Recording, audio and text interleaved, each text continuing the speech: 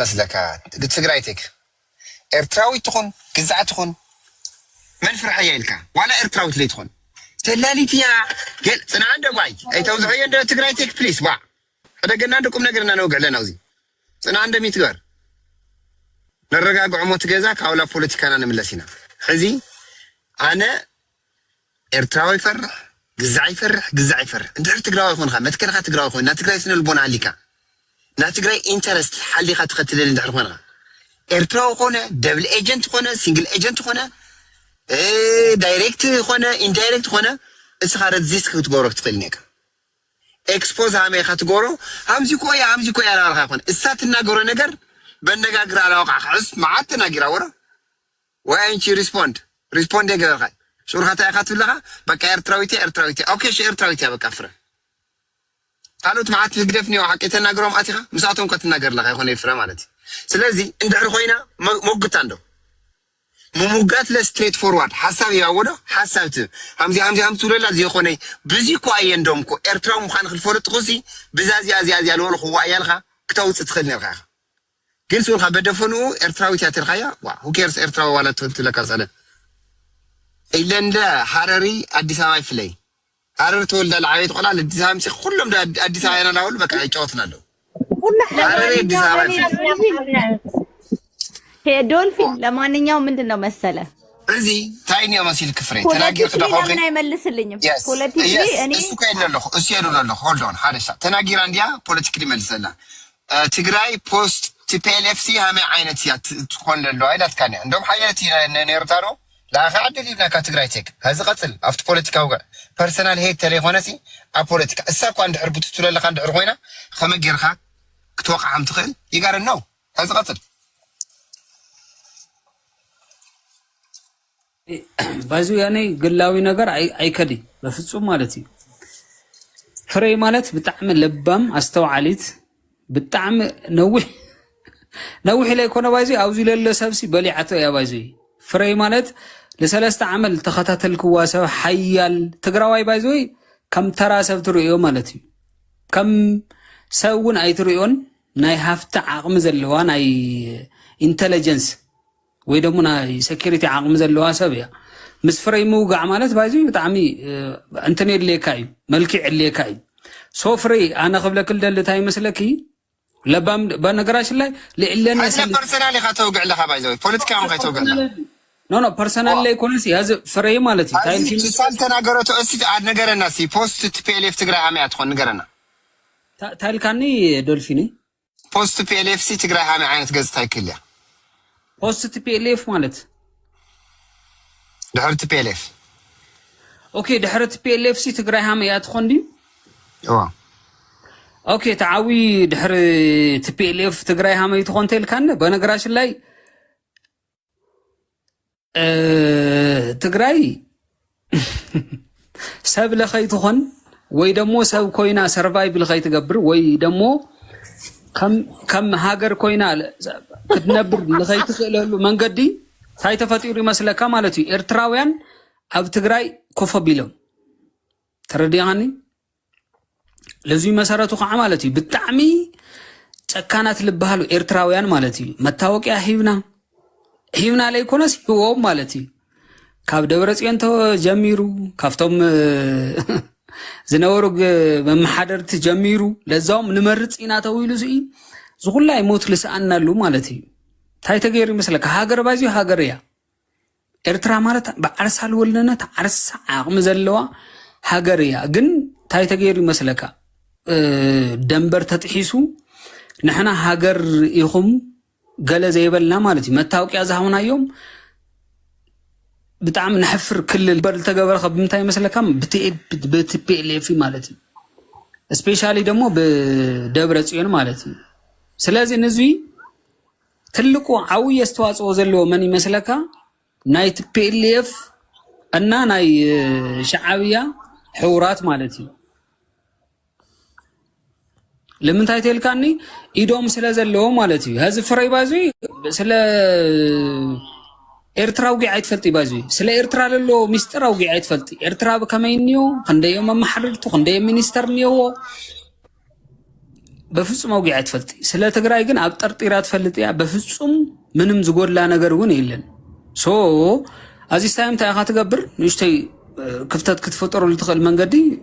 ተመቻችኻ በዚህ ወለበት ግን ታያኽብ በቻይነኛ ያርጉልን አንተ ዘበቻይነኛ ስነ ስርዓት እኔ ምለ ትግራይ ማዕረይ ሓደ ግዜ እስቲ ጽምዶ ትድግፍቲ ኢኻ ታይ ማለት ይጽምዶ ምስመን ማለት ይጽምዶ ሻዕቢያ ታይ ማለት አንተ ቋንዴ ዘበርጋረብ እንትን እየተጠያየቀ ነው ጽምዶ ትድግፍቲ ኢኻ ፍሬ ጽምዶ ታይ ማለት እዩ ምስ ሻዕቢያ ምጽማድ ቲፒኤልኤፍን ሻዕቢያ ማለት ኦኬ ኣብ ኤርትራ ዘሎ መንግስት ማለት እዩ ሻዕቢያ ማለት ኣብ ኤርትራ ዘሎ መንግስት ኮ ማለት እዩ ንሓፍተይ ደፊሩ ተረዲክ ነደይ ቀቲሉ ትድግፍቲ ኢኻ ትድግፊ ነው ኖ እሱ ነገረክ እኮ ናው ክድግፍ ይዘይ ግድግፍ እኮ ነገረክ ደለይኮ እኮ ኣብ ዓደይ ማለት እዩ ወጽዓ ፈጢሩ ተረዲክን ንዓሰርተ ደፊሩ ዓደይ ማለት እዩ ተረዲክን ኣሕዋተይ ከዓ ማለት እዩ ንዓሰርተ ሰለስተ ናተፈራረቀ ማለት እዩ ብዝተፈላለየ መንገዲ ብዝተፈላለየ ናይ መራብሕ ኣካላት ፈጺሙ ተረዲክ ዝረሸነ ልዕሊ 300,000 ማለት እዩ ዝረሸነ እዚ ምስና ኤርትራ ሰራዊት ማለት እዩ በፍጹም ጽሙዶ ይኮነን አረነው ህዝብን ህዝብ ተኮይኑ ችግር አይውልን ምስ ኤርትራ ህዝብ በቃ እኔን ስደበኝ ችግር የለውም ማደግፍ ከሆነ ጽምዶ ስደበኝ እንደፈለገ ነው ፍሬ አሁን ሌባና ፈረኝ ሱ እያልኩ ያለሁት ማለት ነው እሺ ግን ለማንኛውም ቆይ አንዴ ዘበርጋ አንዴ አሁን ግን ይልህ ድሮ ሻዕቢያ ነበር የምትሉኝ አሁን ተለውጧል ብልጽግና ናት ተብያለሁ ኖ አንቺ ብልጽግና ባዙ እሱ ስማርት በቃ አንቺ ማለት እንደ አንቺ ባዙ የሚያክል ሰው አንድ ትግራዋይ ቢኖር ማርያምን ነው ምልሽ በትባይ አይገርመንም እንደ ፍሬማ ኖ አንቺ ጥምዶን መጀመሪያ የመሰረትሽ ሴትዮ እንደሆንሽ እናቅሻለን ባዚ ፍሬ ማለት በጣም አመሰግን በጣም ማከብርሽ ማለት ካንቺ ባዚ ብዙ የስለላ ትምህርት ተምሬያለሁ ገባሽ በጣም ትልቅ ሰው ነሽ ገባሽ ለኤርትራ ምትሞቺ ሳትሆኚ ሞተሽ ማሳይተሻል ገባሽ መልክሽ ባዚ የዚህን ያህል ባይሆንም ማለት ነው ታይዟል ባይዞ መልክሽ አለ በመልኳ አትምጣ ምን አገባ ምንም ጥርሷ ስለማያምር ያው ልትለይ ይችላል ችግር ነው ጥርሷ አያምር የኛ ናት በቃ አለቀ አረ ለምን ታስወጥታላችሁ እንዴ ማን ይለውጣል አይ ዶንት ኖ ግን ሶልኻ ትግራይ ቴክለስ ላ ሶልኻ ፐርሰናል ወግ እንደ ዋጋ ታው ኻው ዳው ይላልና ከስ ድርሱ ጦንስ ኤልያስ ለኔ እናገራለሁ ካልክ ዳውን ነው ማረግህ እኔ እሱ ለማን ምን ሆነ ነው ኤልያስ ምንድነው ችግር የተፈጠረው? ነው ይወጣልሃለሁ ዶልፊን አቃጣሪ ሰው በጣም ምን ሆናችሁ ነው? I hate him I don't like him ምን አገናኛችሁ? የሆነ ሰው ስለኔ የሚናገር ከሆነ ስጡኝ ብሎ ገብቶ ወሬ ያበዛል። ትግራይ ተቀጥል እኔ ቻው በልሽ ቤቴን ከፍቼ አንቺ ኤርትራዊ ነሽ ነው እኮ ነው የሚናገርሽ ለምን ትርፍ ያለሽ? ኤርትራዊነቴ ነው ኦኬ አንተም ንገረኝ በል። ኤርትራዊ ነሽ እኮ ምንድነው ታዲያስ? ቻይናዊ መሆኗን ግን አታውቅም አይደል እስካሁን? ራብሻ ገርኹም ወሐዚ ማለት ነው። ለማንኛውም ዶልፊን እኔ እንደዛ አይነት ሰው አልወድም ውሸታም ሰው ማለት ነው። ትግራይ ለምን ምን ሆናችሁ ነው? ከኤልያስ ጋር ምን አገናኝታችሁ ነው? ፍሬ ባይዙ በጣም ማደንቅሽ ሌሎቹ ትግራዋዮች አንተ ደግሞ ፍቅር ይዘዋል እንደ ከሷ ጋር ስለሌላ ታወራ ማለት ሌላ ነገር ያለ ነው የሚመስለው እንጂ በኤርትራዊነቷ የጠላት አይመስለኝም። ምድረቱ ቦይስበሽ እዚህ ጋር ለረጅም ዓመት ስለተከታተልኳት ነው ዶልፊን። አንተ ቤት አይደለም ዘበርጋ ዶልፊን ለረጅም ዓመት ስለተከታተልኳት ነው ገባ 3 ዓመት 4 ዓመት ይሆነኛል ገባ እንደዛሬ አግኝቻት አላውቅም። በፍጹም ለሰውም አይቻት አላውቅም። በተደጋጋሚ ስታወጪኝ የቻልኩሽ ልጅ ነኝ። ጋኔ ቤት አይደለም አንዴ ከፍታለሁ እኔ ጋር ኖ ያንቺ ቤትማ በሆነ የናል ባቆየው ነበር ወጥቼ ነበር እናልሽ ትበደ እሱ ላይ ማለት ነው። የዚህን ያህል ስድብ ብራ አረብስ ባለጌና አንተ። በነገራችን ላይ ፍሬ ቀጥይበት። ፍሬ ግን አንቺ ያዩ የመተሳዳቢዎች ግን በጣም ብራንድ ናቸው። ደግሞ እነዚህ ነው የምትሰበስቢ ማለት ነው። በዚህ ሰዓት ደግሞ ዘበርጋ ደግሞ የማን ተሳዳቢ ነው? እኔ ለማንኛውም ምንድነው መሰለህ ኤርትራውያን ብራዘር በስድብ ዶልፊን ምንድነው መሰለህ የሚያሳዝነኝ አንደኛ ነገር ብሆን ራሱ ትግራይ ክንድዚ ክንፈርሖም ይብልናይ ነው። አንድ ነገር ግን ልንገራችሁ ስለ ፍሬ ኤርትራዊነት ይሄን ያህል ካሳሰባችሁ ማለት ነው። አንድ ነገር ልንገራችሁ ሆልድ ኦን አንድ ጊዜ 30 ዓመት ሙሉ በኤርትራውያን እየተመራችሁ ነበር። እስካሁን እየተመራችሁ ኤርትራውያን ናችሁ የሚመሯችሁ። ተጋሩሲ ለምን ይኹም ክትብድዕሉ መጀመሪያ ኤርትራውያን የምዚኣቶም ትባሃል ተለኹም አይ ተጋርዮም ደቃምዚ ዳርኹም ነርኹም ኢሳያስ አፈወርቂ አሚን ስብሓት ነጋ ካብ ስብሓት ነጋ ላዕሊ መራሕዮ ለኹም ትግራይ መቸስ ስብሓት ትሪኢ ተለኹም ፈርፈር እዮም ትብሉ ነይሮም ለኣዮካ ሙሩኽ እዩ ወዲ ቃል እንቋቑሖ እዩ ተረዲኩም ለኣየ ወዲ ሙርከኛ ወዲ ባርያ ጣልያን እዩ ለኣየ ምንም አይመስለን ላኻቱም ግን ትግራይ ስብሓት ትባሃል ተለኹም ፈርፈር ትብሉ ነርኹም እዮም ስብሓት ኤርትራዊ ምዃኑ አንዳዕድ ይባል ነጊርኩም 30 ዓመት ሙሉ 50 ዓመት ሙሉ በኤርትራ ለተመራሕ ነርኺ ለኤርትራ ማለት ለአቶም ላይ ተናገረኸ ለቶም ዋና ትግራይ ለሳቂ ይለው ላይ ተናገረኸ ኣብ ፌስቡክ ተናጊሩ ሰላሊኻ ግዛዕኻ ከምዚኻ ኤርትራዊኻ ገለ ወተሄል ተማለት ደግሞ አናታችን ላይ ነው ባህር የኤርትራ ነው ብለው ሳትሰግዱ ነው አዊ ሰላልና ካሶልኻ ያለ ዳሪት ዳይዲ አይ ለነኖ ለዝለ ወረደ ዘበርጋይ ለወረደ ተቆም ዶልፊን ባዚ ፍሬ ማለት በደንብ ገረ ይልፈልጣ ተረዲካ ነውህ ዓመቲና ነፋለ ከላ ለኖ ተወጣካ ሓስታይኒ መስልካ ወይ ፍቅርካ ከኔ ምሳቆላ ዚኣ ለምን በልጻተ በቃ ነገርካ ወይ ለለ ናያ መሲ ናያ ናጋንጋና ጫላ ዛርክ ብሩክ ማዓልቲ ጫላ ዛርክ ብሩክ ማዓልቲ በቃ መርሐባ ናጋ ኤኒዌይ ፍራ ምንደሽ አይነን ባስ ምሳይ ምክንያቱ ኣብ ለይኮነ ሰዓት ለኾነ ነገር ተናገርተላ ኣነ እንደሽ አይተዋይ ሰክፍሬ በሐሳብ ድሕር ትባስዋ ኸርኩም ትባስዋ ሰውት ኹኑ ኣለ ለዚያ ፈራሕትኩም ለምንታይ ሻዕብያ ተሰውሲኹም ዙ ባል ሰለስተል ባል ተሰውሲኹ ካለ ይትመጽላው ገዛይ ተረዲካ ልከኻ መልካኻ ይከክ ኣለ ለዚያ ልከይት ነገር ፍረእያ አምዚያ ኤርትራዊትያ ግዛዕያ ሓየሎም ይነገርዎ ባይዘወይ ብውሽጢ ኤርትራዊት ምዃንኺ ካብ ሓየሎም ርእስ ከይትወርድ እኔ ማውቅ ያለ ኮያው በአኻ ምክንያት ኮይኮ እንደይ ሙግታ ኮየ ናጋን ጋኔ ደርጋ ተመሰራ ይኸራራ ናጋን ጋኔ ለካ ኮኸራ ነርካ ኖ ብራዘር ኖ ፍትሓው ኹንሞ ተረዲካ ዲ ብራዘር ፍትሓ እስካበዝ ሳይ ሰማዕናየ ተረዲካ ዲ ተቅልልላየ ሓደ ነገር ዝተውግዕ ዕድል ሃባሞ ኣብኩም ምላሳዊካ ኸዊድካ ናይ ፖለቲካ ኸዊድ ንኮኑ ዕረፍቲ ክወስድ ክኽእል ኮነ ነዋ ዶልፊን ታይዳ ኣልበይኒ ኣታጌርካ ነዋ በቃ ፅቡቅ ዕረፍቲ እንድሕር ትወስድ ሓያሞ ድሕሪኡ ካብኡ ተልዒልና ነውግዕ ማለት ለማንኛውም ግን ትግራይ ቴክ ሌላ ነገር ደግሞ ልናገርለ ይውለ እኔ ኤርትራዊ ከሆንኩኝ የኤርትራ ድርጅት ነው ህወሓት የሻዕቢያ ድርጅት ነው ህወሓት ተወካይ ትግራይ ውስጥ በእኛስ በትግራይ ስም በእኛ እኔ አላካ ኤርትራዊ ነኝ በእኛስ በትግራይ ስም ትግራይ ነፃ አውጪ ድርጅት ሆነ እንጂ ኤርትራ ነፃ አውጪ ድርጅት ነው ተወካይ ነው የተቀመጠው የትግራይን ወጣት ፈንጂ ረጋጭ ነው ያደረገው ሶ በተዘዋዋሪ ኤርትራ መጣሉ ከሆነ ህወሓትን ትጣሉና ህወሓት የሚባል ድርጅት የኤርትራዊ ድርጅት ከዛ ወደ እነዛኛዎቹ ኤርትራ እንገባለን አሁን የሌለ ነገር ማለት ነው ዝም ብላችሁ ማለት ነው ጥራዝ ነጠቅ እኔ ስደተኛ ስደት ውስጥ ነው የምኖረው ከዚህ ትግራይ የትም አልደርስባት የትና የት ሀገር ምኖር ሰው እኔ እንዲናት ከማለት ሪል መሬቱ ላይ ፖለቲካ ምንድነው የሚሰራው ህወሓት የኢትዮጵያ መንግስት እንዳያልፍ ኤርትራን እንዳትነካ ተከላክሎ ማለት ነው እኛን አደጋ ውስጥ የሚከት ያለ ድርጅት ኢቭን ካሁን ወዲያ ታውቃለህ ዶልፊን ሆም ብሎ ኢቭን ጋፕ ፈጥሮላታል ለኤርትራ እንደዚህ አይነት ድርጅት ይዛችሁ በየመንደሩ እየዞራችሁ እኔ ኤርትራዊ ሆንኩኝ አልሆንኩኝ ምን ትርጉም አለው በትልቁ እየተከላከላችሁ አይደል እንዴ ሀገር ይዛችሁ ክልል ይዛችሁ አላሳልፍም እያላችሁ አይደል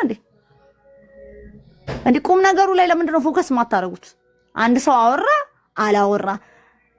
ምንም አልቀየርም እኔ አንተ ስሜትህን ትናገራለህ እኔም ስሜቴን እናገራለሁ ሪያሊቲ ግን መሬት ላይ የኢትዮጵያ ገቨርንመንት ከኤርትራ ጋር ጉዳይ አለኝ ሲል አላሳልፍም ኖ ቱ ዘ ሄል እኔ አሰብ ጉዳይ ኢትዮጵያ አይመለ እንትን እኔ ያለው አይሆንም አለ ደቂዱ ፒስዬ እዚ ትግራይ ቴክትብላ ዓለም ትፈልጣ ደዛ ፒስ ትብላ ዓለም ኤርትራዊ ዲያ ኢዱ አለንችኝ እኮ ኤርትራዊ ዲያ ዓለምها አይደለችም አይ ጓላ አድዋ አይ አድዋ ናት ወትግራይ አይደለችም አይ አይደለችም ደቅባት አይዳ ሆንከዋ ነው ወይ አመት ኖ ዓለም ትግራይ ተከኒ ዓለም ናት ፍሬ ሓደ ሻዕ ፕሊስ ዲያ ኮንቲ نو هذا يتمساسل له نو مامي مله باجي عالم تاع ينقرني عالم استا ينقرني اتود ريلي تقراوي تشنق تقراوي ستوري انا غير كان نغرك مالك نشتين ديال ساك فولتو حس خاصكو في غنبي صمدو دغافيها دغاف صمدو يخا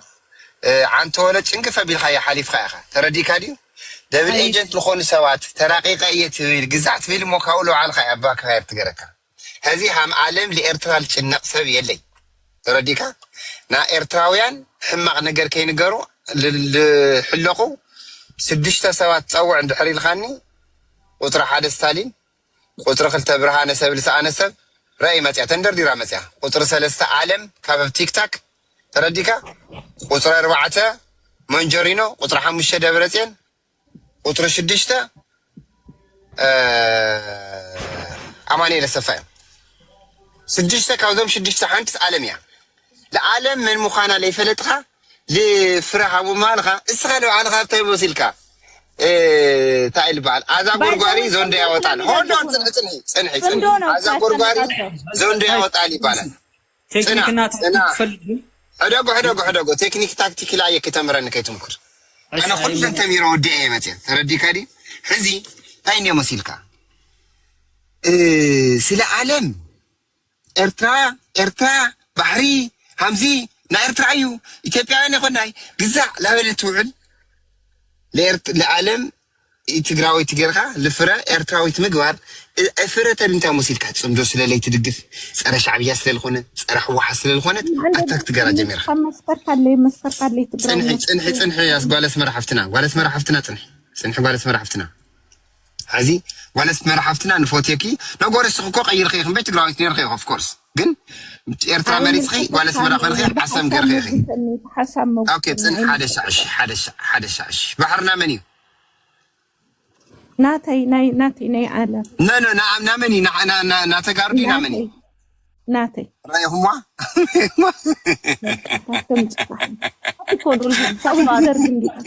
ለማንኛውም ትግራይ ማዕረይ ትግራይ ቴክ ምን ነበረ ምንድነው የሚባለው ቄንጠኛ አይነት ስውር ሲኒማ አስገቡኝ ይላል ያገሬ ሰው ቄንጠኛ ነህ ህዝብ ህዋሃት ቄንጠኛ ነኝ እኔ ከተልሻለው ፍሬ ባዚው አንፋታም ፍሬ በጣም ትግራይ ቴክ ኖ አይ ዶልፊን ተከነታ ሲደምኻ አጋውኛ ሎሚዳ እሞና ዓለም ኮግዕካ ሓደ ነገር ኖ ዓለም ደኮግዕካ أنا بازي أو همزي عودة أمتص يا صباح مالتي صباح أمتص يا خمجتها. إذا تقول مجتها ندو صمنا رجع في تكوي علم مجتها سلسلة يخون صمنا نحلة. أتا دولفين برا الخوة تايم لوكو you know what I'm saying. Okay, I know what you say bro. I know what you say before you say it bro. When do you live تقرأي؟ دولفين هذي سلافرا ينود إما جمرة.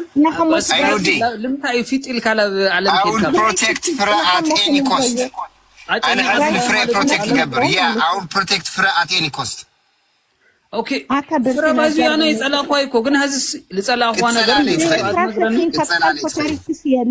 معراب تقرأي تتحيزك حسب تبلي تنبها قطوع. عاتي روب مللس مجمرة كان شعبية زلام بس مللس كان شعبية. شعبية مجمرة مللسي سو يلا أخي كنت سؤال حنت شعب. نعي ألم مجمرة مسلم معراب تقرأي مليخ أفك الكتناجري. أفتحت الشعبية للو إيروب زلام بس إجلا بولهم 5 خلتي وردا مل الشعبية وليو سلا معراب تقرأ تجناقي تخكلكي السري شعبية الجورة نجرنا شعبية منقسي عايت ملزي واه زي صار سويت كون قسم جعانة كالات وهم جعانة كالات سويت كون قسم جعانة كالات كاوهم عميلة مبسر أنا بردابل سويت نفعني ما سويت لي تناقر هم جعانة كال هم جعانة كال معلم حفتي سويت لي تناقر بس نسرعت بواقع تايت ألم الشعبية قوية ألم للشعبية قوية سبب كان الشعبية تقول عالمي باجي خالي معلتن الرقم وين نمجت رديك أركيم أنا نقول نتراجع توعينا كوسخا كوري دخلت مليس خديو خام بين دحرازك تناقر لي دنا خا بقى دحنا حدر ودع بيتي دحنا حدر برخوليتي بقى هذه معلتي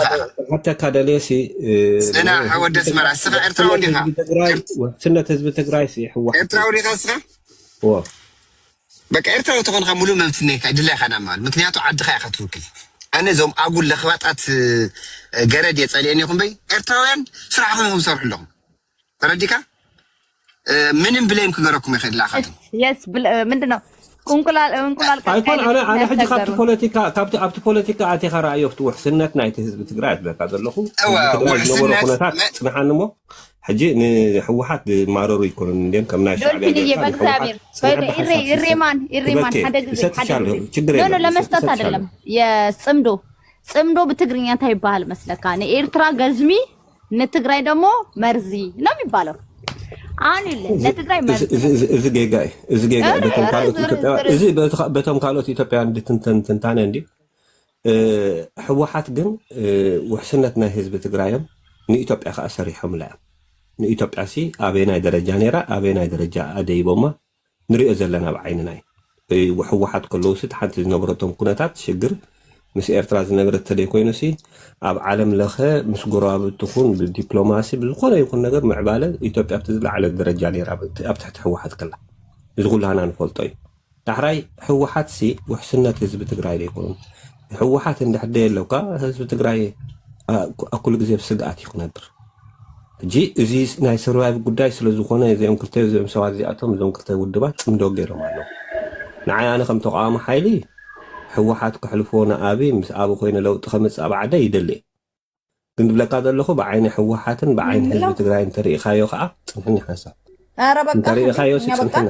ሓሳብ ሕጂ እንድሕራ ርኢኻዮ ሲ ቅድሚ ሕጂ ዘጋጠመ ኩናት ርኢና እንዲና ኦኬ ፅቡቅ ስለዚ ፅምዶ ደጋፊ ዲኻ ተቃዋሚ ዲኻ ብርጌድ ሓሙድ ዲኻ ብርጌድና ሓሙድ ይኮንኩን ፅምዶ ናታቶሚ ናተይ ኣይኮነን ናይቶም ክልተ ውድባት ኣነ ግን ተቃሊሰ ሰዓት ዝደሊ ዓደየ ፖሊሲ ካላኽባት ውሽጣ ተፈራእዩ ዶልፊን ሲልታይ ዲስተይ ኮይ ተብሎም ሲሪዝ ፖለቲክስ ዲኻ ኮነና ሲሩ አግረሰብ ስድድ ኮይ ተብሎም ዲስተይ ወት ስድድ ከዳ ሰም አለ ኸንደን ዳዓለም ላተ ኮይ ሙሲልዎ ዳዓለም ላተ ሙሲልዎ ወቅት ገበር ጸዲሕስ ሙግያ ጀሚሩ ቃ ታይብለካሎ هو حزت تايديلكا تقاومي إلكا تقاوم تلفلت برجيل العمودية مجلس برجيل العمودية قضيلكا كأقول لا أرجع أخذ الرادة أسينه أنا بجيجا هيتردعني برجيل حمود أيكون كن تقاوم أيكون برجيل حمود ترى يكون دم بتقاوم من اليوم تقاومتي من خالو تقاومتني أول يوم علو خلنا يود بعدين يرى برجيل حمود قط ما تأكد بقى بزغلت عشان يسرع أها ብርጌድ ረህመን ሮጥሩን ይሲበት አምታ ከተወዲው ካንሳ ስማ let me tell you one thing እኔ ከኢትዮጵያ ፖለቲካ ምን እንደሚመቸኝ ታውቃለህ አንድ ነገር ልንገርህ እኔ ጭብስ ብዬ እያወራሁ ነው አዳምጡኝ ሁላችሁም አዶን ጊበዳም 1 ቢሊዮን ሰው ያዳምጠኝ በዚህ ሰዓት let me tell you one thing የትግራይ ህዝብ መጫወቻ መሆን የለበትም bro let me tell you በሁለት ቁማርተኞች ማለት 9 ቁማርተኞችም ሊሆን ይችላሉ የኤርትራ ቁማርተኛ አለ የኢትዮጵያ አብይ አህመድ የሚባል ብልጽግና ቁማርተኛ አለ እዛጋ አሉ የፋኖ ቁማርተኛ ሁሉም ምንድነው የሚፈልገው ብሎ ማሰብ አለበት የትግራይ ህዝብ ወደ ነገር ከመግባቱ በፊት ወደ መሞት ከመግባቱ በፊት እየሰማችሁ ነው Bro, we are human being. We are nothing else. ገባ ወደ ምንገባበት ነገር አጣርተን የሚጠቅመን ነገር ምንድነው የሚያዋጣን ነገር ቢዝነሳችንን እኛ ራሳችን ነው ኢንዲቪጁዋል ቢገባቸው ደስ ይለኛል እያንዳንዱ እዛ ቦታ ላይ ያሉት ትላንትና ድራማውን ታውቀዋለህ ቢሊየን ድራማ አልፏል እዛ ቦታ ላይ የመጣው ደግሞ አዲሱ የኤርትራ ሹጥ የለም ለምን ያን እንደምለ ታውቃለህ መንግስት ነኝ ብሎ የመጣው የኤርትራ መንግስት ህዝብ ትግራይ ለምን ብሎ ነው ለኢትዮጵያ የሚሞትላት ለምን ብሎ የሞተበት እና ለማን ነው ሞት የፈለከው ለማንም ለሞት ያለበት ያወራለን አስወራ ወዲሬ አንዴ ሲሚት አድርግለት ልጁና ይጨርስ እንዴ ለኤርትራ ነው ሞት የፈለከው ወይስ ለጣሊያን አይደል እንዴ አንተ 100 ዓመት በፊት ላይ ነው ነገር ተናገር ለኤርትራ አይደል እንዴ ሞትክለት ከ5 ዓመት በፊት ይሱ ወዳፈን ብለስ ስትዘምር የት ነበር ዛሬ ነው ያወጣው የትግራይ ህዝብ ኢትዮጵያ መንግስት የሞተው ቆይ አንቺ እያነበርኩ ነው። ኖ የኢትዮጵያ እኔ መንግስት ለአንቺ ብዬ ማን ነው በማይገባኝ ነገር ማን ነው ያስገባው? የኤርትራ ሰራዊት ማን ነው ያስገባው? የኤርትራ ሰራዊት ሳይሆን የኤርትራ መንግስት መጀመሪያ ጦርነቱን የጠነሰሰው ለበቀል ብሎ ነው። 27 ዓመት ጠብቆ የተበቀለው በቀል ነው። ምን ስትሰሩ ነበር ከሱ ጋር? እሱ ላይ ልምጣልሽ እንደ እናቱ ምን ስትሰሩ ነበር ኢትዮጵያኖች? ኖ 27 ዓመት ኢትዮጵያ አሶሩኛ ናይ እኔ እየጠየቅኩ ነው። 27 ዓመት ኢትዮጵያ እሺ፣ በየተራው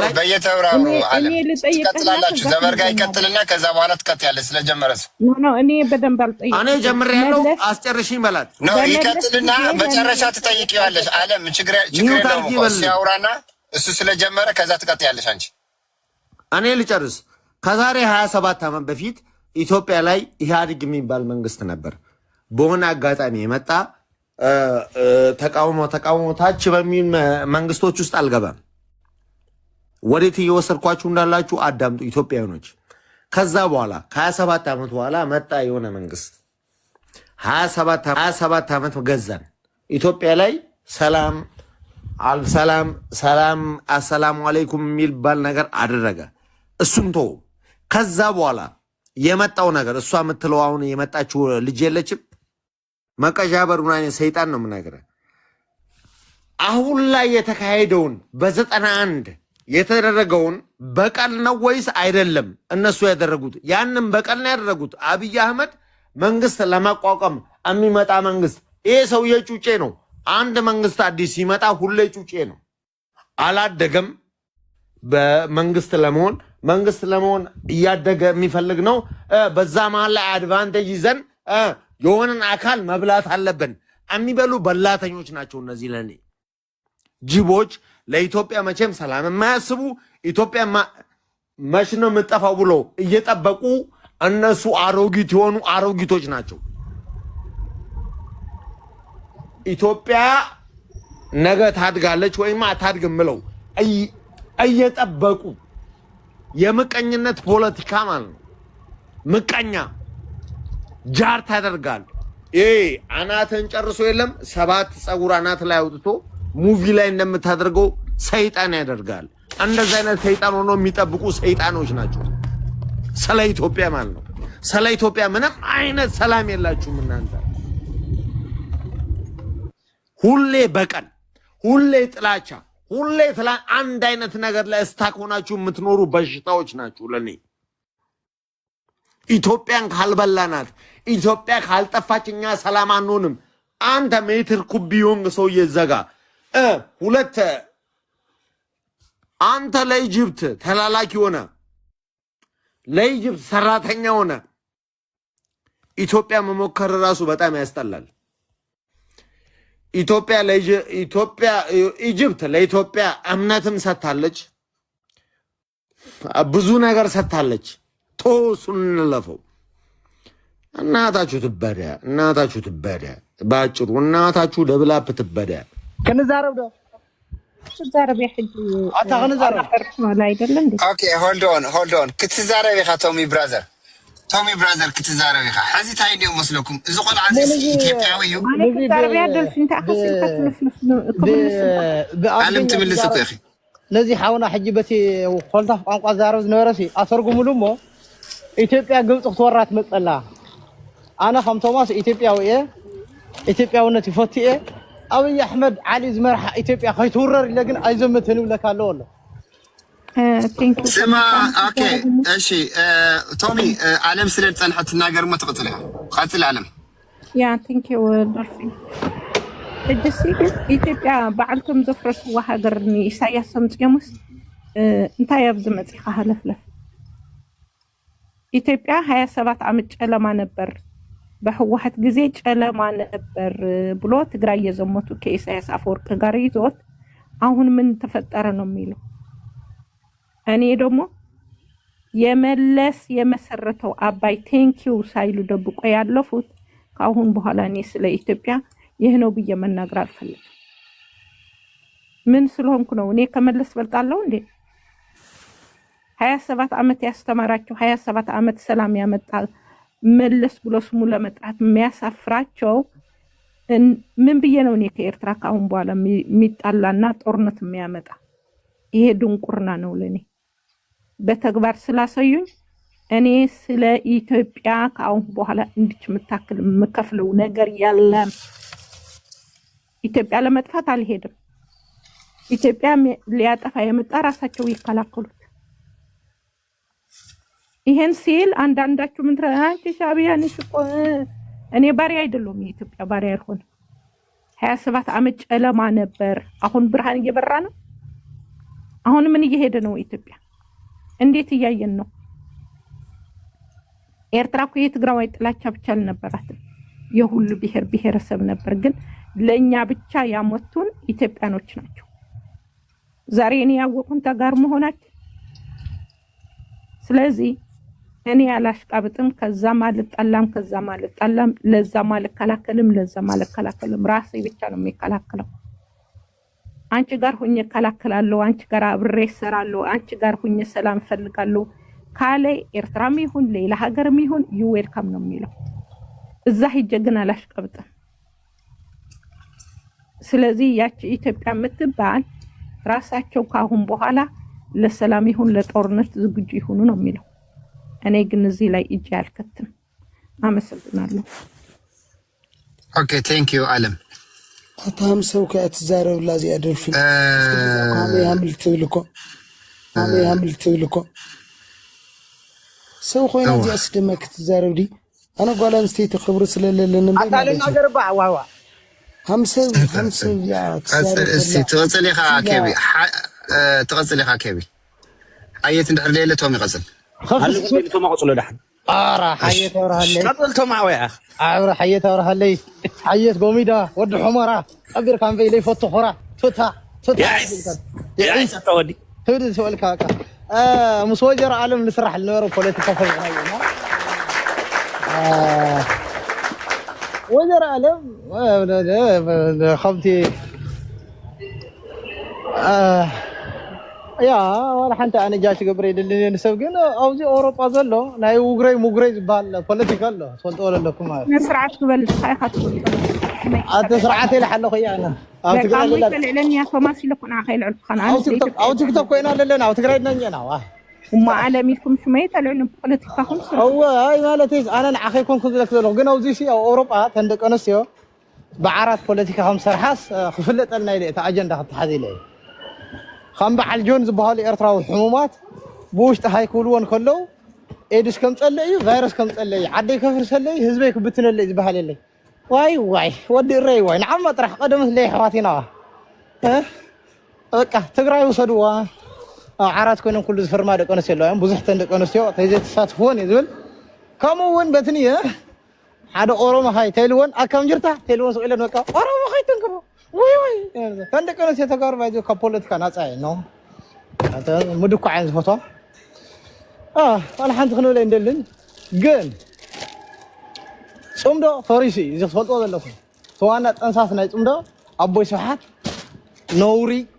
جايكا كايد أيو أنت صمدن أنا وني صمدن يلي يلن صمدو زبال حجي بزعوات صمدو خنزارة ينخلنا بزعوات صمدو زبال يلن حجي صمدو نمدين بهلا الله سؤال إرتراو حد سؤال إذا توت حد ملأ سؤال خالتون الله هو مسلو بعد أرجع بهلا الله حد زفقات خرات اسم مسلو دي علتي سوس أنا سوس بهلا عد أور مزعبة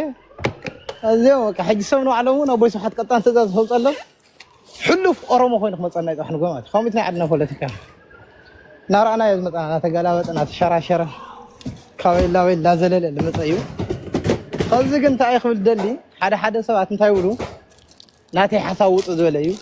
ኢትዮጵያ عندنا يا حق زروا انا ون بኢትዮጵያውነቴ አይደራደር ኢትዮጵያዊ በቃ ኦፍ ኮርስ ኢትዮጵያዊ ተቀይሮ ክልውጥ አይከልኝ እዚህ ትግራይ ሀገር ክትከውን ያ ገለጽ ባለ ተሐሳሳውን ይብለኝ ነገር ግን ሕጂ አልሲሲ ዝባህናይ ግብጽ መንግስቲ ኢትዮጵያ ኹር ይሉ حفعت قبل الله ፕሮፓጋንዳ ይሆን ክምረጥ ስለዝደልበት ህዝቢ አይፈልጥኔ ግን ኢትዮጵያ ኹር ይሉ አጽዋሩን ጎሊና ኢትዮጵያ ገጽ ቃዚሩ ወለ ማለት አውዛ ወራር ዚያ አነ ኢትዮጵያው ስለዝኾንኩ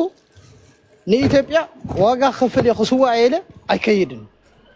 زخير تقرأ أنت اللي ون أنا يوجزء مخنياتو زحج زل سرعتنا إثيوبيا نعنا خم تجارو وحسنا ذهبنا يكونان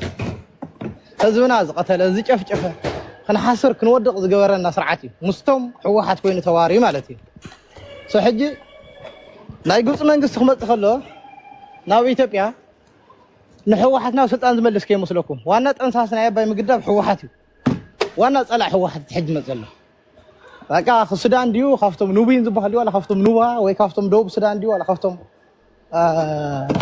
نيويورك ديم قال زبحلو زلو دو إثيوبيا نصكو خبللا مالتي سو جوز نختمص ويلكامينا نولا نحنا ويلكام تو إثيوبيا إيجيبتيان we are sisters and brother no problem come to Ethiopia نقولوا سلازي حسابي ودي له بقى انت هيدا مستفلي حساب زلك خفتناتي كمان ها هيدا مستفلي تزاري خديها خفتناتي كافنا يمن كافزناتي حسابي بلكا وانا صار ايرتراويت اندخي سوكو كم قلس اسمع رايت قرونت في نايبون قلت هذا لكي انا يتداوي حسابس اوزعتي خصت زارب تلخسي مجمرة اوكي ده انا بترى هولو عالم كل توماس مودي غير افسي حيت غزه عدل ورفع ميت حيتني غير هو قطع يثبت اجي عم تاخذ عبد الله خارجي صحاب تايدي موسيل كان توم حزي كلش عندنا نلوزنا قبصيسي أباي سلال قدوتو منشو أباي مقدابله حوحاتيا بيكاز أفتنا ملس جيزي سلال نورا ملس له هو حوحات تقاري لهم الحصوص لذي أجانا سنة تقراوي على السي ويقبس اندحريلو قبس اندحر لإثيوبيا تمثل كنريوينا شاعتو لإثيوبيا للسواء يخواني لتقراي للسواء ويلتقراي للموت تقراوي أو سعسي كل ليلة أخول موت مويتيو أخول عنوة عنوي ترديكا we can afford nothing أو ساعة زي قلت تمثل لكن لا إثيوبيا ندحر تمثل لها بارادوكسي لا إثيوبيا ندحر تمثل لها كأولا ندحر إثيوبيا لا سألعتها توم حوحات البالو which is كاو تقرأي المسعي تقرأي سألعتها إلها كاو حوحات لمس قلت ندحر سألع لا زي بارادوكسي وعلو على الواقعي ترديكم عزي أنا إحنا سبيشال حزيسي أبي أحمد أورنت كبلية بغداد كجرا أيده غازا كجرا أيده إيرترا تلتلو حف بتقلو لو تجاريو أورنت حجزني يا بلا مساري حاونو يا بلا جزع معي بروباغندا سمعنا كسكحزي سكان سمع عند الحجزن كيلو الخوين مالتي إيرترا عمزي خوين عيا شعبية كدمساسي لحف بتقلو له حامل العالم حداش إيرتراويت حامل اللي تحت نيو كومنت بتصحفوا له تجارو مسيلهم حداش إيرتراويان هذا عن توسي زبر قال بال إثيوبيا ودي I don't care سلنتنا سلا الشعبية إلنا قرله كاو الشعبية كو عمزي بقى من كأني أي منامي روس بقى أني قوسي شعبية كو أديس أبا أتيو تانك حزيو إلا لا تعرفني روح أنتو ما مشافتي هذه تنا ولا تنا تقرأي تاريخ ولا تنا حوحة تاريخ أديس أبا لا أتيو سيل الشعبية حلفهم يومه مش إثيوبيا كبشاش قوسي أديس أبا لا أتيو 4 كيلو لا أتيو سلا شعبية تاريخ يقول والله مالتي إيه هذا حقت يوم خدو كواردي كجرودي تلو ملكي عينت يولون بايزوي ليميت البالي يولون سلازي we don't care غازا يغورق شعبي يدوم سسو غزا يدوم سسو اتوم وكيل شعبي لا حاويس رمس بولم we don't care anyway حي يتقتل بالله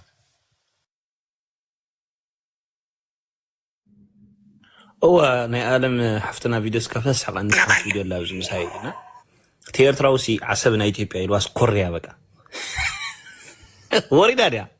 واي كوريا نا ده هلوتي طعم انا سحاقي مي تبع علي ريكا بتعمو كيوم القري توم ايرتراويان كو حماتهم يقري باي ذوي ايرتراو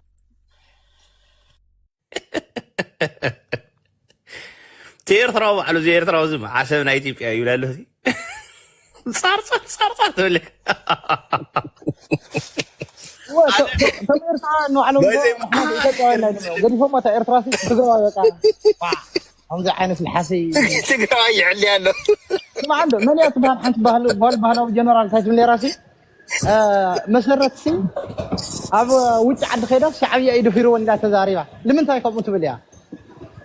اتانو يا حسكا تدفرا ببلصقنا ب ثم تعمل بال بتم غامبيلا امتيخا تدفرا وا أبدو كم بعد كم زنورة من بيتنا خمس زول خاي حياة عركت قلت ما نروح نوتنا العالم هو صدق كم بعد جز مسألة كيرارا بوستهاي تلون غير عالم نوع على سيت فتاة فنكا تقراويتي إثيوبياويتي زنورتنا تا فيجا هو ده حري حدا بوشتوك أنا خمس يا خزبابتك يمشي لا غير خلك تشاو تساقم تايدو هاي سلام هاي بزح شجر له بحافشة بزح شجرات بزح بقى بزح افتخل انت ازل شجر له مودعت اقول نايفا ذا كوميديان كل اللي ما لسه حوي واحد اتودي ن تግራዋይ ግን ኤርትራውያን ጽቡቅ ገይሮም ዝፈልጥዎ ኣነ ቀደም ስቆለ ትግራዋይ ተጸሪፉ ኢሉ ኡይ ዝነበርኩ ሓደት ዓርኪ ብጣዕሚ ገይሩ ዝሕረቀኒ ብለካ ኣሎ ሓደ ኮሜድያን ኤርትራዊ ካብቶም ጽምዶ እዩ ትግራዋይ ልካሲ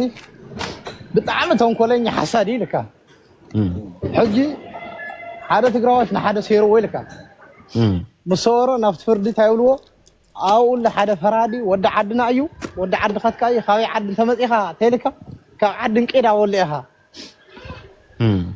كعد كده مزيه تلك أيو بنات أخبر دك أخير لومه كاو أخير له تو ود سواراي أتايو إلو اللي كات فردي أيا ماني شونكا حقوس هاي مزيها كعد كده كين كات كاتفا ثان حجر كاتقول عوي خيو صحيت معلته وعله صحيت بقلل هلو يبلكات فرديتكم هم زلزله صقاوኛ ወይ ወደ ዓዲ ነው ወደ ዓድን ቂዳ ይቱ ፍርዲቱ አው ሰው ተወቃይ ፀጊኻ ስሕና ኢኻ መውጽ ይብልካ ኣብዚ ኢኻ ትምንምን ይኻይሎ ሰው እል ተወደኻ ተነጊሩ ይተረጋጊ ዘሎ አው ኹር ፍርዲያት ኢሎነት መስዘል አበት ላ ብምንታይ ኻይ ሓያት አልተሰው ኢሎስ በካሰቲ ኢሎ خور فرجت لا كاسوتين يلا ديلوس يبلنا يلو خير يبلنا نوتلنا خا هو سمي يالله فاكتو كويزي حيت اديت موت فاكتيكو تا كوميديان تبل غنزغير كايدا خاتومي تا انا يسليكو سلي هو مش حقلان يرنا سلي سمعني نابل دريف كو استحاره موداتا خوركي مودي يوم انت سفر ريح مو ينفلتنا دقيرين نعمه مساله سمع ارترا نفتكمس واي كوميديان زخونت كليا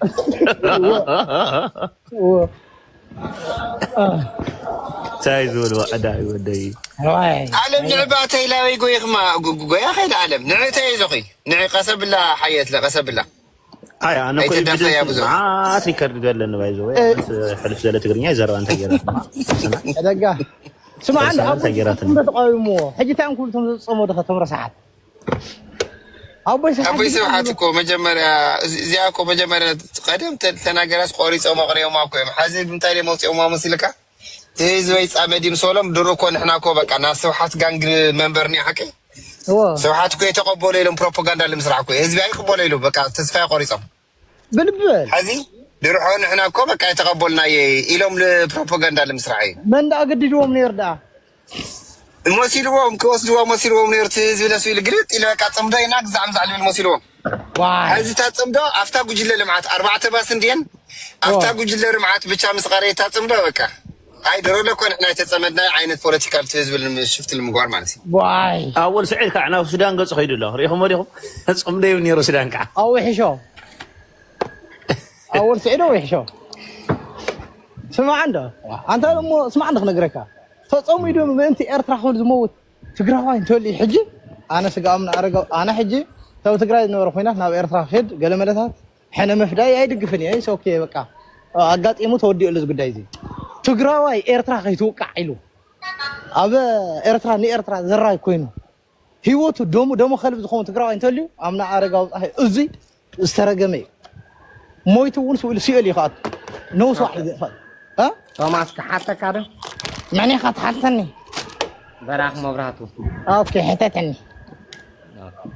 نابنت مالت قلا داي مخان كاي فنتك وانا كلكم يفنتكم يا مالتي مالت قلا داي لا ማለት ቀልድ ገለለካ እንደው ብዙ ተፈላለዩ ብፅቡቅ ይሁን ብሕማቅ ብዘይገድስ እዚ ኖርማሊ ግን ከምዚ ንኣብነት ወታደርና ኤርትራ በዓል ባድመ ኣለው ኣድያብ ኣለው ኣብ ተፈላለዩ ከባብታት ኣለው ብኸመይ ክወፅኦም ኢልካ ትግምት ኣብ ዓድኹም እንዲኦም ዘለዉ ንሶም ዳቃኻ ግደፎም ይኹኑ ኸይዱ ስኻትኩም ናብ ኤርትራ ናብ ኤርትራ ንሕና ክንከይድ ወኺዱ ንሕና ኢትዮጵያውያን ግደፍና ስኹም ትመሬትኩም ዓድኹም ሒዝኩም ከይዱ ኤርትራ ዋ ኤርትራውን እኮ ማለት ኢትዮጵያውን እኮ ክውሕጠካ እዩ ክገዛእካ እዩ ዝደሊ እምበር ንመን ይኩሕጦ ንመን ይኩሕጦ ኢትዮጵያ ልዕሊ 40,000 እኮ እስር ቤት ኣለው ተጋሩ ኣታዋላ ንምንታይ ዝሰረቐ ዳዋላ ንምንታይ 50 ሚልዮን ዘይኸውን ወንጀለኛ ናይ ተኣሰር ገባራይ ኮይ ገባራይ ዋላ ሓንቲ ዘይገበረ ኮይ ከዛ ግደፈና ንሓደ ነገር ክነግረካ ዶ በቃ ካብ ሽረን ታሕቲ ዘሎ ኤርትራ እዩ ውሰድዎ ኤርትራውያን ዓድኹም እዩ ነበሩ ጉዳይና ኣይኮነን ወይ ኣር ኢትዮጵያውያን ኢና ንስኻ ስለ ዝበልካ ዲስ ኖ ክነግረካ ዋላ ንስኻ ናትካ ድሌትካ ከምኡ እንዲ ናቶም ዘሎ ህዝቢ ድሌቶም ከምኡ እዩ ኖ መን ኢልካ ማለትስ ደሓን ሕጂ ሓደ ነገር ክነግረካ እሞ ግደፎ ዘይትጣዓም ዘረባ እንታይ ክብለካ ደልዮም ስለካ ኣብ ባድመ ዘሎ ይኹን ኣብ ሸራሮ ዘሎ ይኹን ሰራዊት ኤርትራ ከውፅእ ዝኽእል ሰራዊት ኢትዮጵያ ቶም ግን ተጋጊኻ ብከምንታይ ዝወፁ ኢልካ ተገሊፅካ ትሓቱ ነርካ ደሓን ኣነ ክነግሮ ሰራዊት ኢትዮጵያ ከውፅእ ዝኽእል ምክልኻል ሃገር ኢትዮጵያ ዓዱ ክከላኸል ድንበሩ ክከላኸል ከውፅእ ገዲፍዎ እኮ ኸይዱ ገዲፍዎ ክንበኣስ ኢሉ ገዲፍዎ ኸይዱ ና እዚ ምክንያት ኣይኮነ ገዲፍዎ ኣይኮነን ከይዱ ንሱ ውዕል ፕሮተርያ እዩ ስማዕ ውዕል ፕሮተርያ ነይሩ ንግዚኡ ዕጡቋት ካብ ትግራይ ናፃ ንክትከውን ትግራይ من سمع دوب قديف كاس الناس أصبح له أنت سمع عنده زود سمع دي ولا سويلي أفتي وعل بريتريا نورة تايو نير مثلك تجراي ناس أخذ كون كون خون عطقات كون خون يكون عطق كون إثيوبيا وتهدر يكون كون تجراي وتهدر يكون كفان يكون نمت هاي كاب حمارة أنت خوينا مزيوتو سمع عنه بقى نمت هاي في الدي اف برد كاورد سوهيلو كاب حمارة أنت خوينا وتهدر إثيوبيا حمارة قدفه معني خوينا سقط في تجراي عندي حمارة أنت اسمع عنه أنت تجراي يكون أني حمارة حمارة تجراي يكون أني كمان كلا ذي نور اللي تجراي يكون زي ثم طلع مسلا أبو على البروتريا يا هذا إنه معاري وعلى البروتريا تايلون ينبو كاين 5 لني هذا نقدر مسمع بوقيو مسمعها خوت الزهرة أتي نحنا إثيوبيا ونا إثيوبيا مخان كتأمن خايف تأمنن لا أمنن واي خلا كلا مو كلا أرت عنن ده أرت عنده خطرت عليك خلاص كلا خلاص صومال اللي خاصها وا أيكون خطرت عليك زي قلنا كتاين قرن تاي زي قلنا كتا أتازي كوي إرتراو كوي ودع ديا ويلو تحيف سمو مصيبة إرتراوي لأنه دحين مخصوم حد نقدر حاول ما مرة قلت لك إرتراو مخاني زي قلنا كان تايو تجراي مخان قاعد مرة قاعد تنينا زي قلنا كم تايو نعم نتحجس نسخات تجراي مخان كيف تكاني مالك نبع الحياة تلتاني دلنا قبل ولا فلسطين ولا نقد شنيان نحن إثيوبياوين نكون لك لنا بهرة تجرينيا إثيوبياوين نحن يا زي قلنا شيء زلواتي نعم نحن أوروبا زي قلنا قدفوا حنا شيء زلوات زي قلنا تلني قالوا ما دي بيسرها بقليل برشية ناوي عد زي قلنا في الشيء تريها نعم نتحجي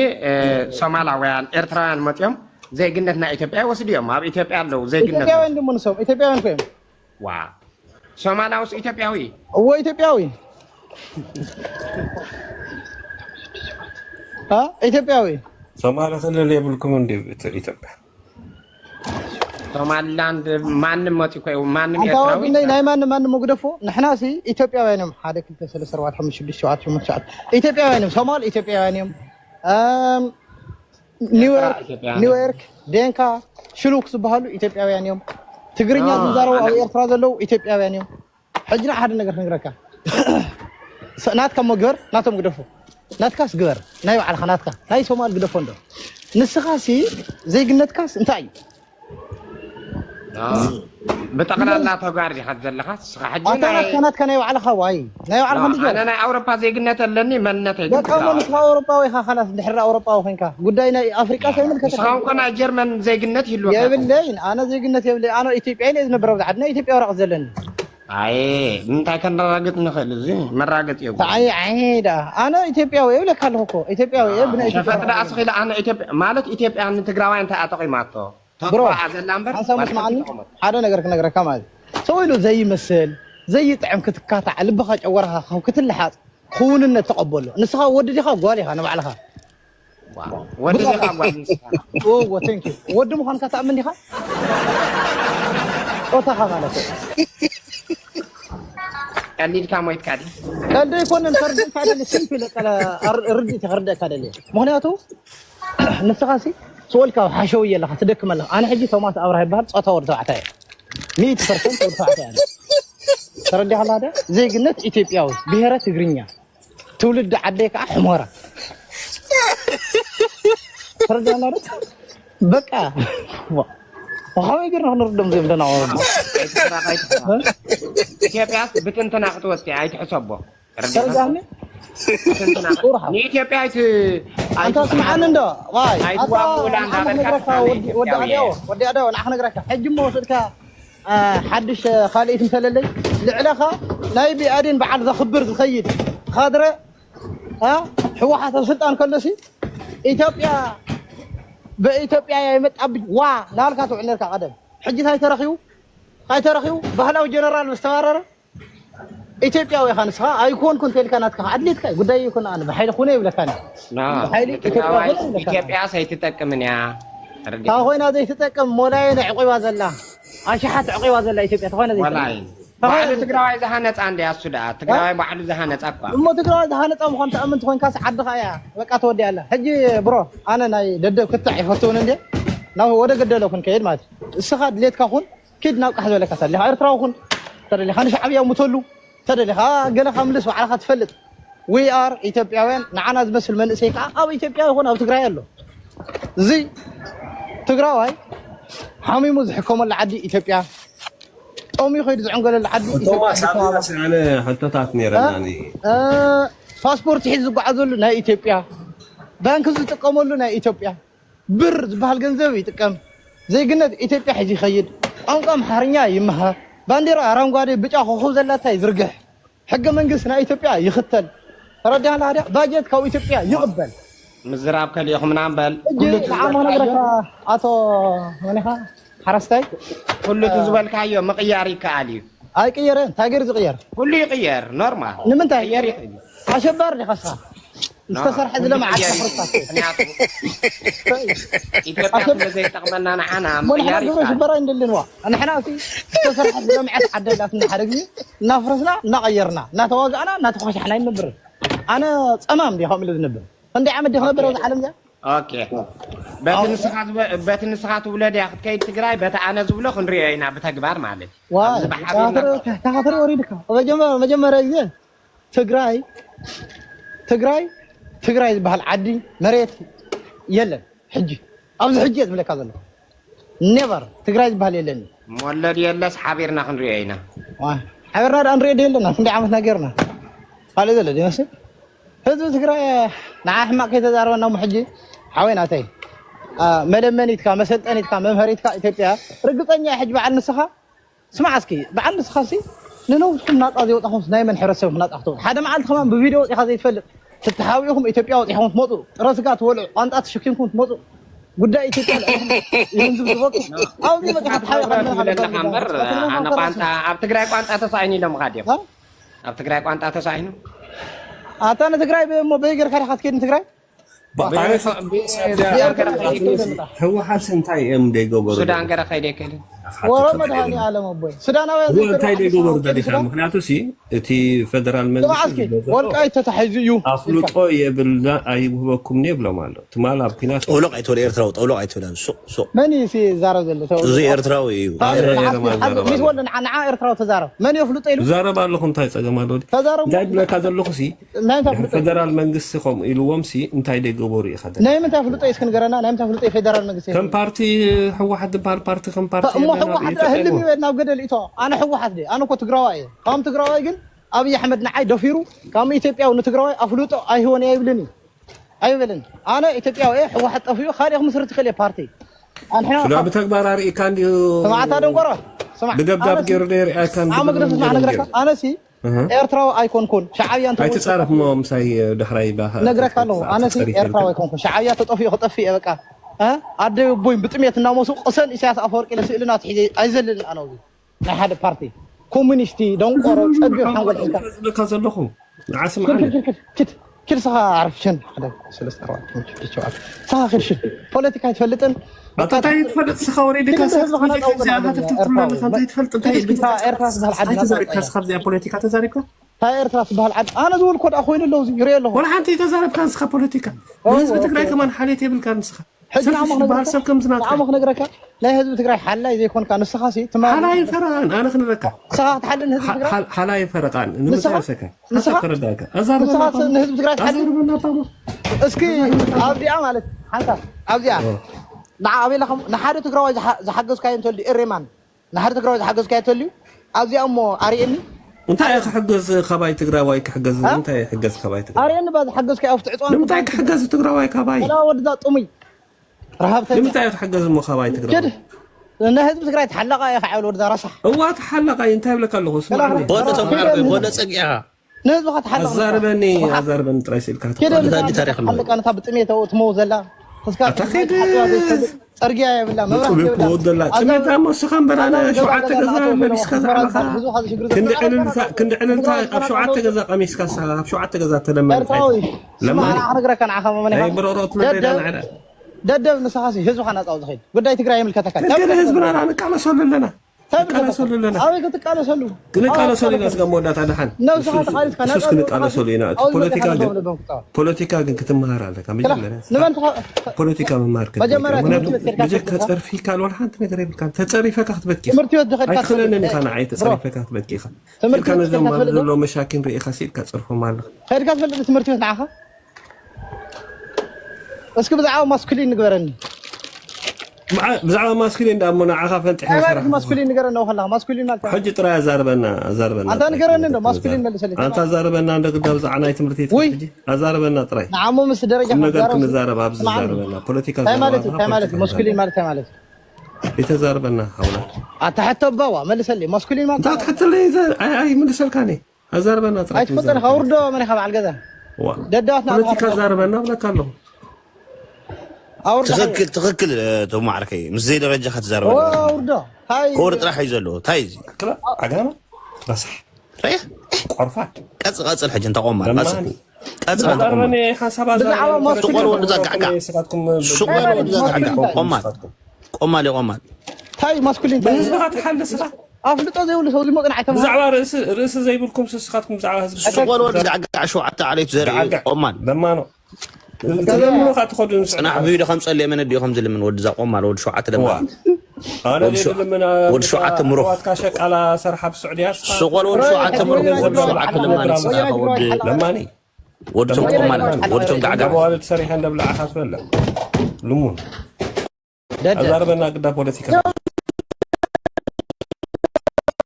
مليون أنا خدار حدا دد زي تولدوا عندكم جنكم أبين نكون زي تولدوا ما هي واساسي أنا بوليتيكا مهار مجمرة هو حات نعه أوكي أنا تكون من هذه خنز خندا فلتوا لك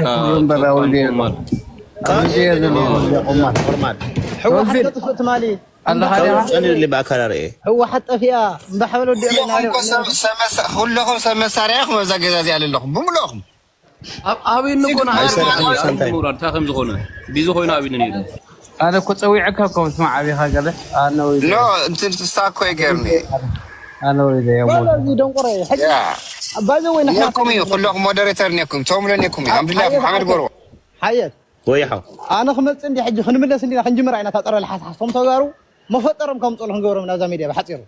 أولي تردي الله خنبار نحن صادق من هذيك زارة صحات أزي بفلاي لما الحاس تقراي تفا عم ميديا يكونن بلا كله أو تقرايون بسرحة كم طفين هنجور ذلا الحجي لما يلد مع تعرق يحط بهاللنا جنزبي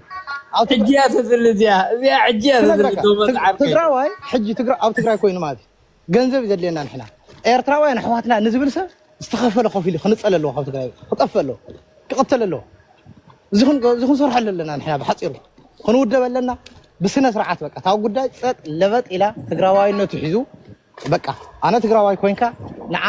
نإثيوبيا تقالس هلا نأبي أحمد دقف نحرام مريت كده ولني نفسها أدحن تودي بقى نسخة إثيوبيا وكوينكا تتسجع خطنا زخون هذه أفتح مفتاح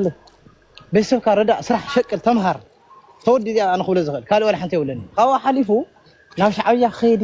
ኤርትራ ኸይደ ቃለስየ ህዝቢ ኤርትራ ሓው እዩ እንታይ ደኮን ዝብልተሊ ባኣጉ ነጥፎ ኣብዚ ሚድያ ነጥፎ ዓቕሚ የብሎም ይፈልጥዎ ናትና ዓቕሚ ንሕና ገዲፍና ኢና እምበር ዓቕምና ዝፈልጥዎ ንሕና መን ምዃንና ዝፈልጥና ዝቦ ገይሮም ተረዲያና ዳ ካመይ ጌርና ንሕና በቃ ሚድያ ስቁኢሉ በቃ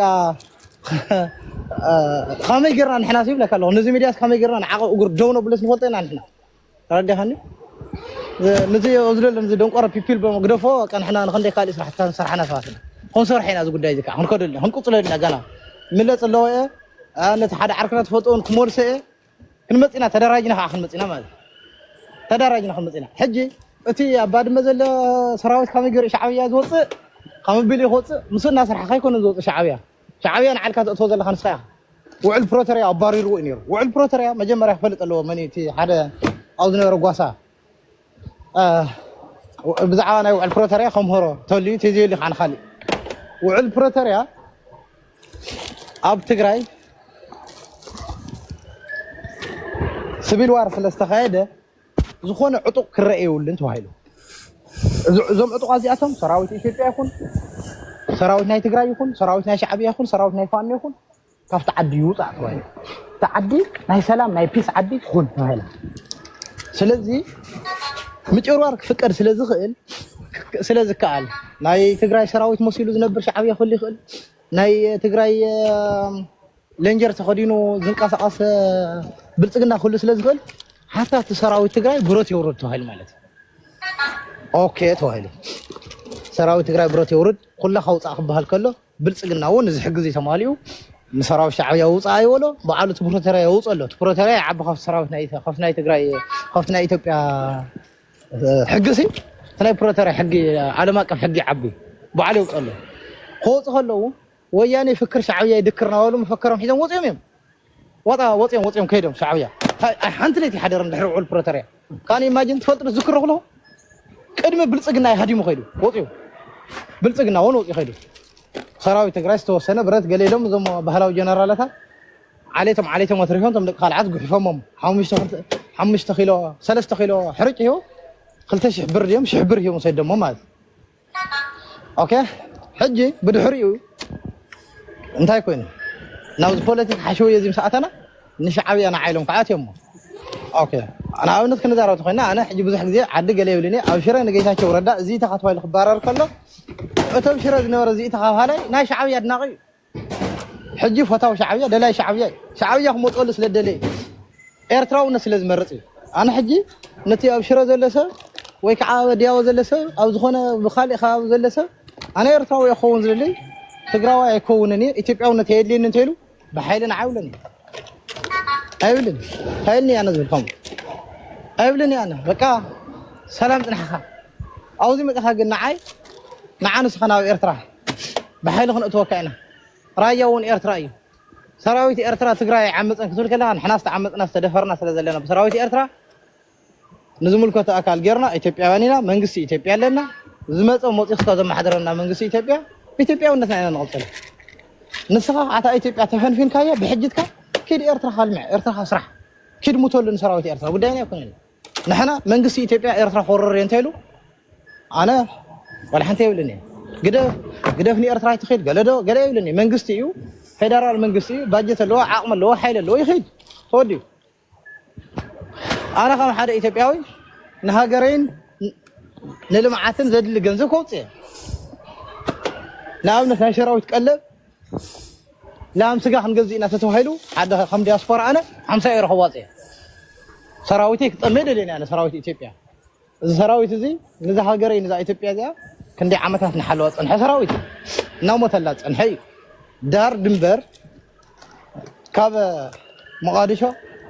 كسكاب باطع اليان كمتص خلو ترك كمتص خلو درويش كمتص خلو سراويت إثيوبيا أنا تقالس أنحي لا يوهان سراويت تقالسي ناي ألولا سراويت تقالسي ناي منيلك سراويت تقالسي ويار إثيوبياويان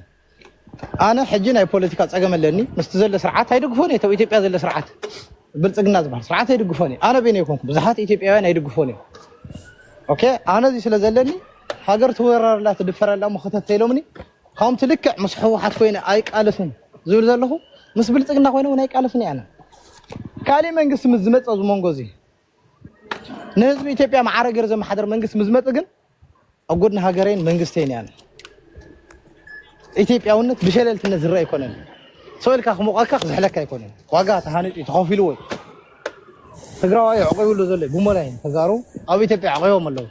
زخوفه أدي سوا خير شكل زحمة وخير يحكم بوجر دقة وص باسبورتنا إثيوبيا حيز نبر نازمرة أو إمهر سؤال كان حرقي خفرس قبوا كوي لأنه زي أوروبا كوفيلو بزحولن وعينا تحت نوسو مع كورة حويتو عقفي حنا حرق أوزي طيب لأنه ما تيش هزم تقرأ كم إيميلني جبارة تقرأ كم إيميلني عم تقرأ شيء أنا إحنا هاجر تقرأ عن عندنا إثيوبيا تفرزول من جبارة يروح تفوت حواتي حرس تاي يروح تفوتو تفوت رب دلو لنا إيرانان توماس عركي تمولو سبي زخم نبز سوشيال ميديا بايزوي توماس عركي عوي صراحي زلو عبي تقمي زلو أزكو خم دليتهم كو يمزقور زلو أبزي صحاتكم طفيكم لحنا ونسو إنا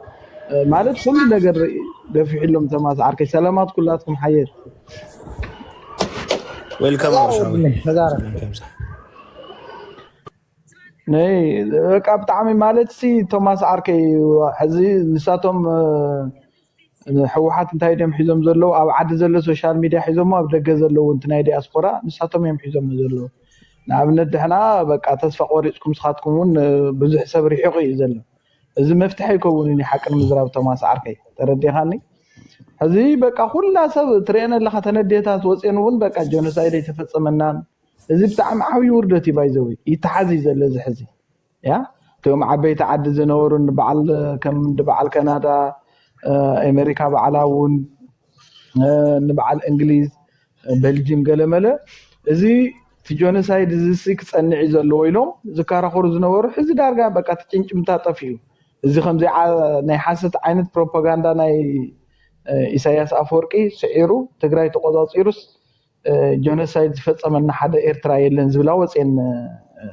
ندع تقاردين تاين سبدين كل سؤال أنا يردن تماس عركي سلازي أبز حز السوشيال ميديا ون بتعمي دحنا طفينا إنا زلنا عزيز بقات ناي إساياس أفورقي تحساس باي السعر زلوزي هردي غاني تماس عركي إذون نمنتاي كلاتنا طفينا سلازلنا إنا نباتاتن سلازلنا إنا زوم صخا تسفى مقراصي تسفى قوريصنا خعد حنا نارانا إدنان إغرنا عاطفنا سوق كنولا يبلناني لي يعني زعم توماس عركي كالي انت زي تخايلو تقدم حز تسرحوا زنوركم صراحه تاوزي بتعام عوي لوطي نيرو توماس عركي نبع الحياه ترديخاني سلازي حقنا مزراب توم تغارو زلو تغارينا زولو توماس عركي تعنتو تقسكا ياقال استوسنو نايت بتوسنا كباب زلو نعنا كو بقى انت ادغي ام حراي باندا ناول بقى يبارنا مستم تمالن عين عقان نبعث زنونا زنورو إيرتراويا هسان تግራይ ካብ ማህፀነ ደወፅዩ አታ ወይ ውፅዋ ወይ ታ ማእኸል ሰብ ተዛረባ ሚትግብር በይዛኸ ህፃን ትግራይ ተወሊዱ ክሳዱ ቅንጠበለው ከም ደይና ስርክ ጠፍአለው ሚሎም ንዓና ኣብዚ ደም ዘንብዑና ዝነበሩ ተጋሩ ኤርትራውያን ምስኦም ኣትዮም ተጋሩ ንዓና ብሎክ ገብርና ኣለው ቶማስ ዓርከይ ተረዲኻኒ እዚ በቃ እቲ ካሊ ሓድነት ናይ ትግራይ ዝደሊ ብሄራዊ ረብሓ ተረዲእዎ ኣብ ጎኒ ኢትዮጵያ ዝኾነ ከዓ በቃ ቦታ ሲኑ በቃ ተጸጊዑ ከይፈተ በቃ ክጻወት ክዛናጋዕ ስለዝደሊ ምስኦም ያኣቲ እዚ ከዓ ናትና ሕምቀት እዩ ናትና ውድቀት እዩ ተስፋ ምቁራጽ እዩ ኣነ ከባኹም በሊፀ ይኾንኩን ሓየተይ ዓርከይ ተረዲኻኒ ስለዚ ግን ንዝበለፀ ንጥቕዓት ኢና ድሕና ንዘጋጀ ዘለና ክፍተት እናሰፍሐ ዝኸይድ ዘሎ ጨከንቲ ጨካናት አረመኔ ዝኾኑ ትግራይ ሒዞማ ዘሎ ሕዚ ከዓ ከምዚ ከዓ መፍተቶም እዩ ጽቡቕ እዩ ኣብዚ ሓየተይ ኣነ ርግፀኛ እየ ንዓና ለውጥ ዘሎ ኮይኑ ዘይስምዐና ዘይረአየና ተቐድሚ ሕዚ ትሰርሕዎ ዝነበርኩም ግን ሓቂ ንምዝራብ ብጣዕሚ ዓብዪ ፀቕጢ ነይርዎ ዓብዪ ለውጢ ነይርዎ እዩ ሓየተይ ንዓና ዋላ ይረአየና ብግልፂ ቢያንስ ትግራዋይ ኣብ ሓድነት ኮይኑ እንኳን ሲ ኣብ ደገ ዘሎ ዲያስፖራ ትግራዋይ ይቃለስ ነይሩ ምሳኹም ኮይኑ ይቃለስ ነይሩ ሕዚ እኮ ገዛውትታት እኮ የለን እኮ ኩሉ ወሪሮሞ በቃ ዋላ ኣብ ቲክቶክ ስለዚህ ሕፅር ብዝበለ መልክዑ በይዛኹም ንመለስ ሓገዝ ብፍላይ ነቶም ናብ ደገ ወፂኦም ዘለዉ TDF መተካእታ ዘይብሎም ህይወቶም ገቢሮም ናትና ሓሳብ ዘንፀባርቑ ዘለዉ ኣብዚ ኮይና ድሕና ከዓ ንሓግዞም Thank you how thank you Abusha go ahead guys دخلنا ወዴትም አትሄድም ሲምባ አብርሽ ሲምባ እንዴት ናችሁ ፍሬን ዌልካም እንዴት ናችሁ ሲምባ ተኝቶ ነው እኛን ወድሻለን ፍሬ ዝም በል ወደዛ በውስጥ እያላክ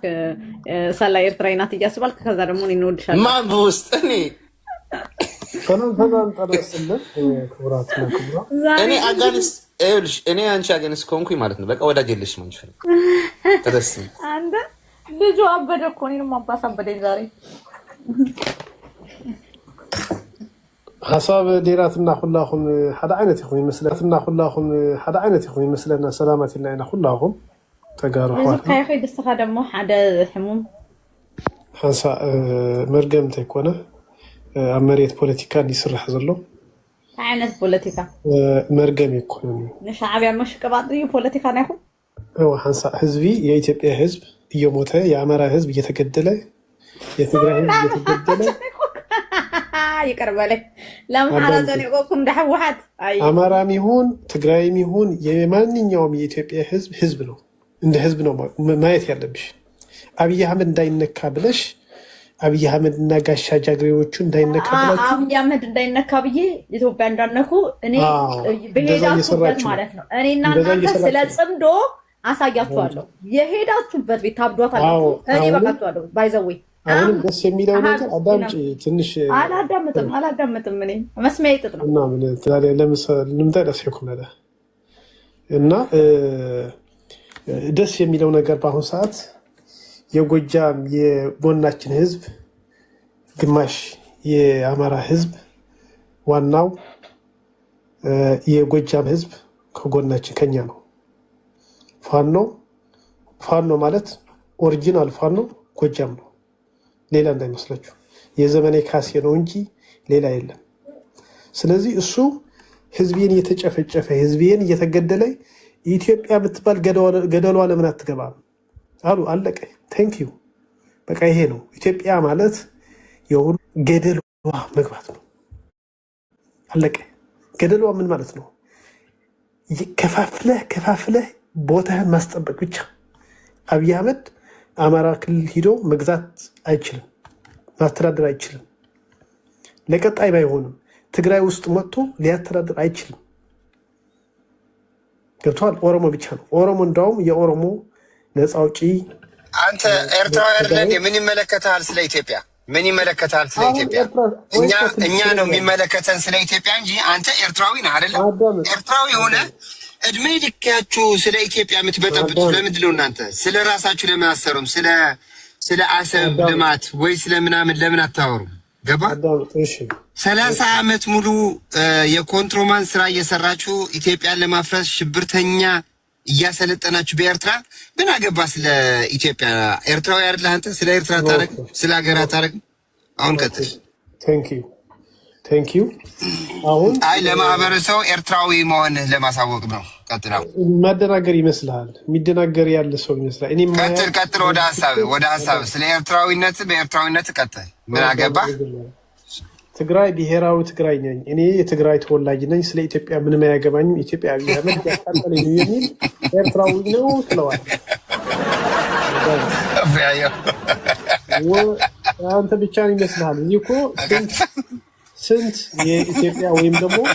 የአማራ ተወላጅ አለ እዚህ የሚያዳምጥ ማለት እኔ ተከታይ የጎጃም ተወላጆች እኔ የሚከታተሉኝ በሺዎች አሉ ወንዶችም ሴቶችም እኔ ከጎጃም ህዝብ ምንም ጸብ የሆነ ነገር እንደውም በጦርነት ሰዓት አንድ ነገር እንደው ማስታወስከኝ ብዙ ጊዜ ስለ ቆይ ማን ነበር የሚል ስም ቆንጠፍ ቆይ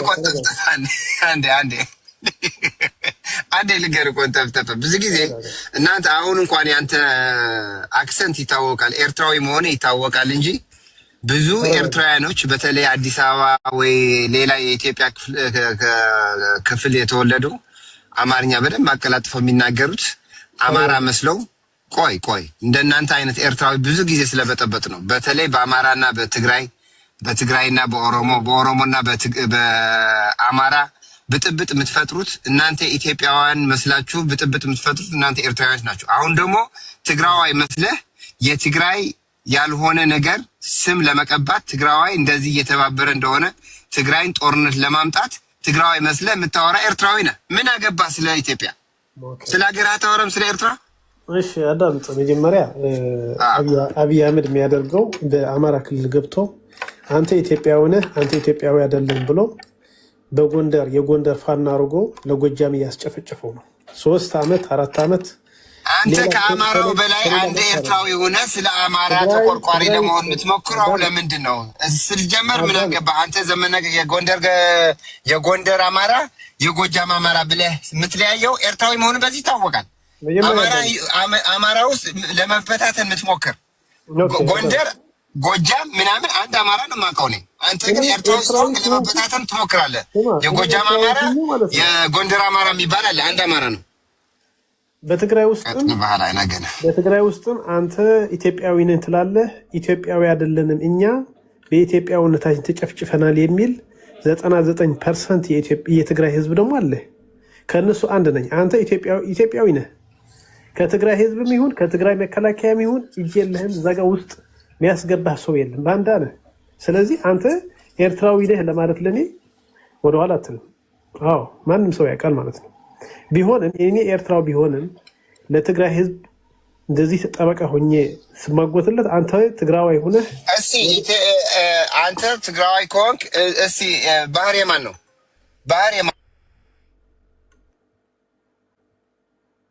ባህሪህማ የእባብ ነዋ፣ የአራዊት ነው ባህሪህማ። ያንተ ባህር ፖርት የማን ነው? ባህር የማን ነው? ባህር ሲልሲ የማን ነው? የኢትዮጵያ ነው? የትግራይ ነው ወይስ የኤርትራ? ሱቅ በይ እንጂ የት ነው? ድሕሪ ድዩ አትዩ ዋላ ቅድመ እዩ ግን ንምንታይ ኢኻ ተዛርቡ ቅድመ ሱቅ በይ እንጂ አንቺ ሱቅ በይ እንጂ። ስለዚህ እናንተ ቅድም ነበረ ግን ልጁ ቢኖር ያለ ቢሆን ኖሮ ይገባ ነበር። ታውቃለህ ምንድን ነው ልጅ ተንጫጫችሁ። አሁን ሰዓት ደስ የሚለው የፋኖ ኢትዮጵያዊ አይደለሁም። ኢትዮጵያ ገደል ትግባ፣ አማራ ገድሎ የሚኖር ኢትዮጵያዊ ካለ ገደል ይግባ እያሉ ነው። እናመሰግናለን። እኛም እንደዛ ነው ያሳመምን። ባለፈው ጦርነት ኢትዮጵያዊ አይደላችሁም። አንተ ስለ ገደል መግባት እንጂ ከገደል ስለ መውጣት አታውቅም። ሻዕቢያ ስለሆንክ አንተ ገደል የሞት የገደል የጥፋት የስደት ይሄ ነው ታሪክ። ሌላ ታሪክ የለም። የጦርነት የመገዳደል የመከፋፈል የሽብር ይሄ ነው የምታወራው እንጂ ስለ ልማት አታወራም፣ ስለ ማደግ አታወራም፣ ስለ ሰላም አታወራም፣ ስለ መተባበር አታወራም። ኤኒዌይስ ፕሮግራማችን ስላልሆነ አንተ ሻዕቢያን ትወጣለህ። ለማንኛውም ዶልፊን የግብፅ ቅድም እንትን አይቼ እታች አያና ለምትሉኝ አያና ከነገ ጀምሮ ቤቴ ማለት ነው በፕሮግራም ነው የሚመጣው እና ተሓነቁ እስቲ ታይ ትገብሩ ንርኢና ክመፅእ እዩ ብደንቢ ክመፅእ እዩ ብሓላፊነት ኣነ ማለት እዩ ስፖንሰር ክገብሮ ክመፅእ እዩ ታይ ምልከተኩም ስለ ግብፅ ማለት ነው አይተኸዋል ወይስ ዶልፊን ኒውሱን አላየኸውም? ዶልፊን መቼም ኒውስ አታይም ጨቃጨቅ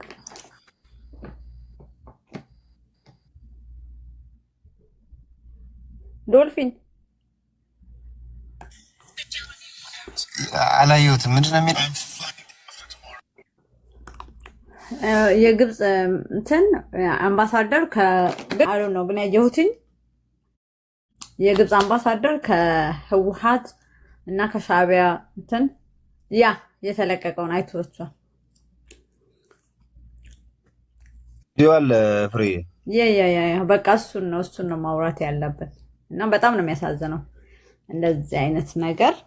ከግብፅ ጋር ምንም ብትሆኑ ግብፅ ጠላታችን ናት። የአፄ ዮሐንስ ጠላት ነው የነበረችው። በታሪካችን ግብፅ ወዳጃችን ሆና አታውቅም እና ለራሳችሁ ሂስትሪ በኤርትራ በኩል አድርገው ነው የገባው ነው የሚለው ዜናውና ቪዲዮው ግን ቪዲዮ ነው አይቼዋለሁ። ታደሰ ወረደ አለበት፣ መንጆሪና አለች፣ የግብፅ አምባሳደሩ አለ የተባለው ሰውዬ ማለት ነው። አምባሳደሩ በቅጥ ባላቆም አምባሳደሩ የተባለው ሰውዬ አለ፣ አንድ ግብፃዊ ቪዲዮ አለ ማህበራዊ ሚዲያው ላይ እንደመረጃዋለሁ እኔ ከሶሻል ሚዲያ ደቂ ሕወሓት ናይ ከተጥፉ መንጆሪኖ ናብ ኤርትራ ምስ ዳዲቕ ኣለኩም ናይ ካብ ሶሻል ሚዲያ ከተጥፍኡኒ ማለት እዩ ሶ ቢት ከተጥፍኡኒ ክርኢ እየ እኔ ምን ሆኖ ነው ያፈቀሩኝ ሕወሓቶች ዛሬ ፍቅር በፍቅር ሊሞቱልኝ ነው። ለማንኛውም ስለሱ ብታወሩ ጥሩ ነው። ካላያችሁት ግን ሌላ አጀንዳ ስለ ሰላማዊ ሰልፉ እናውራ።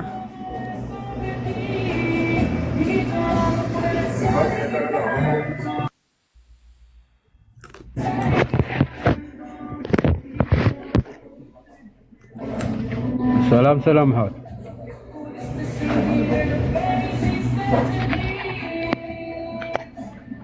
ሰላም ሰላም ሳብ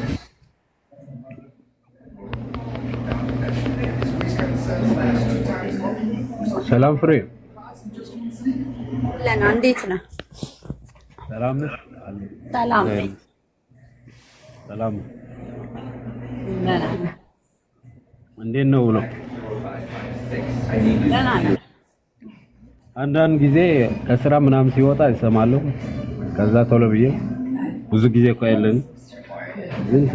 ቶሎ ብዬ እንትን አደርጋለሁ። እንትን አስተያየት ነው ለመስጠት አብዛኛው አሁን ማለት ነው ይሄ ቤት የገዛ ተጋሩ እንዲ ናይ ገዛ ተጋሩ እንዲ ግን ሓደ ከርቡሹ ገለመለታት ብዙ ማለተይ ሓሳባት ገለ ክሰርቁ ቢዛሃት ሰርቁሃ ገለ ይደልዩ ማለተይ ይሰምዕ ሓደ ጊዜ ማለት እና አብደልክ ተውየም አብደልክ ደግሞ ተውየም ምክንያቱ ድሕር ቀይሶም ዝኾነ ነገር ናብ ካለ ነገር ድሕር ደብሉ ኮይኖም ጊዜ ደማ ማለት ምክንያቱ ኣብ ካሊ ገዛ ኢኻ ዘለኻ ኣብ ገዛ ይኮነ ዳሙ ዶልፊን ኢኻ ዘለኻ ማን አነዲ This is not my room. Okay, ናይ ዶልፊን ደሞ ያቲ ሓደ ጊዜ ኣብ ናይ ዋን ዴይ ትብል ደሞ ያቲ እና ናትኪ መስል ንጋጣም It's okay you can ሓደ እዩ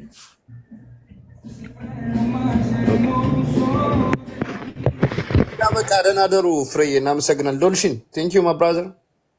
አየሩም ግን ስነ ስርዓት ያልሰላይናት ምናምን እያልክ ደብዳቤ ያጻፍላቸው ለሰዎች በውስጥ ከዛ እዚያ ያምጣ ያመረሽ ነው ፍሬ ደብረኛል ያተምረ ቀልብ በቃ anyway መዘዶ ሀብርሽ ፓርት ስርዓት ደህና ደር አቀጥቅት ካኒ ባይዘዬ ዶክተር አያናን በክብር ጥሪ ሆነትሽ ነሽ። አይ ታው ይመጣል ግን አንተ አስቀጠቅጥከኝ ዛሬ ሰላይናት እስክታስብለኝ። አይ ልጁ ምርጥ ልጅ ነው ባይዞ ይሰራ ስለማያውቅሽ እንዴ ምርጥ ልጅ ከሆነ he act crazy cool guys እንዴ he's so obsessed እንደዚህ ኮናል እንዴ even በደብረውም እኮ obsessed አይኮንም ይሄናል he cannot even move on እኮ ያ sometimes ያጋጥማል እንደዚህ አይነት ነገር። ለማንኛውም ነገና በቃ ነገናና አለ ወይም እልክልሃል ዙሩን እያከረራችሁ ቀጥሉ። እሺ ዙሩን እያከረራችሁ ቀጥሉበት። እሺ በቃ ትንሽ ከሰቻለ እንደ አሳውና አይትጥፋ خمسية فري مزية له خير سمعكم كي كل شيء. عينه إحنا كنا سلتينا كويلومي نسلتينا. It's okay. غونداري سلتهم. نجاروسكي مدري ميلو سكابز أرتو كداي ما دتشو. سكميت أرا ما دتنو فري. سكميت أرا جن سلا بوست حوحات مورات هلا بندموز. حوحات كو بقى موت هلا جوكا هون شابي يعني هلو. جنرالي بوست جراي قبل بسمونه. نوتي كاسك سؤال. እና ካልተበሉ እነዚህ ሰዎች አያስኖሩንም። በቃ አይተሽዋል እኮ የ80 ዓመት ሰውዬ መርኩስ ይዞ የ20 ዓመት ሊያዝ ይፈልጋል። ይሄ ጎጥ የሆነ ከይ ሊጠፋ ከሆነ በቃ ሻቢያው ፓርቲዋን ፓርቲ ፈራ ግን ሰውዬው እኮ ፈራ። ማነው ስሙ ጀነራል እሱ ስሙ ፈርቶ አይደለም ቀሱ ለመብላት ስለሚያውቁ ነው። ሰዎች አልሰማቻቸውም እንደ በቃ ክርስቲያኑ ወይ ምናምን ነገር እያሉ ነበርኩ ወይኔ እንዳይረሽኑት በእናትህ እና ኤኒዌይ በዚያም ሆነ በዚያም ያበቃ ጉዳይ ነው። ያም ሁሉ መፍጨርጨር ምናምን ነገር አሁን በቅርቡ ያልቃል። ችግሩ ጊዜ ወሰደብን ነው እኛ እንጂ ጊዜ የተቃጠለብን ነው ብዙ ነገር ምን እና አደረግበት ቅድም እንደዛ ደግሞ አላልክም። እኔ ስመጣም የተጠመድኩበት እኮ ቅድም በዛ ነው አልቀዋል ስላል የሉም ስለተባለ ነው የሚናደዱት። አይ ሲሪየስሊ ማወቅ አለብን። ኢሊቱ መናገር አለበት። ኢሊቱ የህወሓት ፖለቲካ is the era is done ባላክ አልቋል። የሆነ መጨረሻቸው እንደሆነ የትግራይ ህዝብ አዌር መሆን አለበት። አሁን ይሄ አሁን ትግራይ ላይ ያለው ነገር ለኔ አይ ቲንክ ድራማ ነው፣ ግን ድራማው ያው ጦርነት ለማቀላጠፍ ነው፣ ሌላ ምን ታምር የለውም። እና እንዲዲስ ዊዲዲስ ህዝቡ ነቅቷል ብለን እናስባለን። በደንብ ልጁን ነው ቤት የሆነ ልጅ ነበረ በደንብ እየተቃወመ ነበርና ይበሉታል እና እያሉ ነበር እዛ የነበሩ ሰዎች ራሱ ቲዲኤፎች ራሱ ማለት ነው። እና ያ ሪያሊቲ ከሆነ ይሄ ነገር በጣም በጣም አሪፍ ነው። ሪያሊቲ ግን መስሎ እየተሰማኝ አይደለም ለኔ። ምኑ ነው ያልመሰለ? እስቲ ንገረኝ። ለየት ያለ መልኩ አሁን ሰላማዊ ሰልፍ ሪያሊቲ ያለው አይደለም። እኔም እሱን እጠረጥራለሁ። ግን ትንሽ የከረረው ነገር ትንሽ የሚመስለው አንድ ወደ 140 ሰው የሚሆኑ ሰዎች ሀራ መሬት ተቀላቅለዋል። ትንሽ የሚመስለው ሁለተኛ ደግሞ ጀነራሎችን በዛ ልክ ማብጠልጠሉ ምናምን ትንሽ ያን ያህል ድራማ ይሰራል ያውቃለሁ። ግን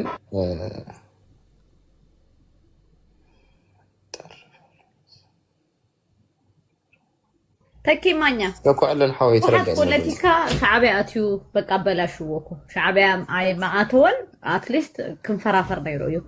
ከዚህ ግን በራሱ ሱሳይድ ነው የፈጸመው። ዩ ኖ ሱሳይድ ሰው ሲፈጽም ሱሳይድ ገመድ አንጠልጥሎ ታንቆ ራሱ ነው በቃ እነሱ ጭነፍስ ግቢ ነው። እኛ ምንም ልናደርገው አንችልም። ተኪማኛው ምንም ታይግበሩት ብለና አይ ዶንት ኖ ሚ ማን ነው ተኪማኛው ምንድን ነው?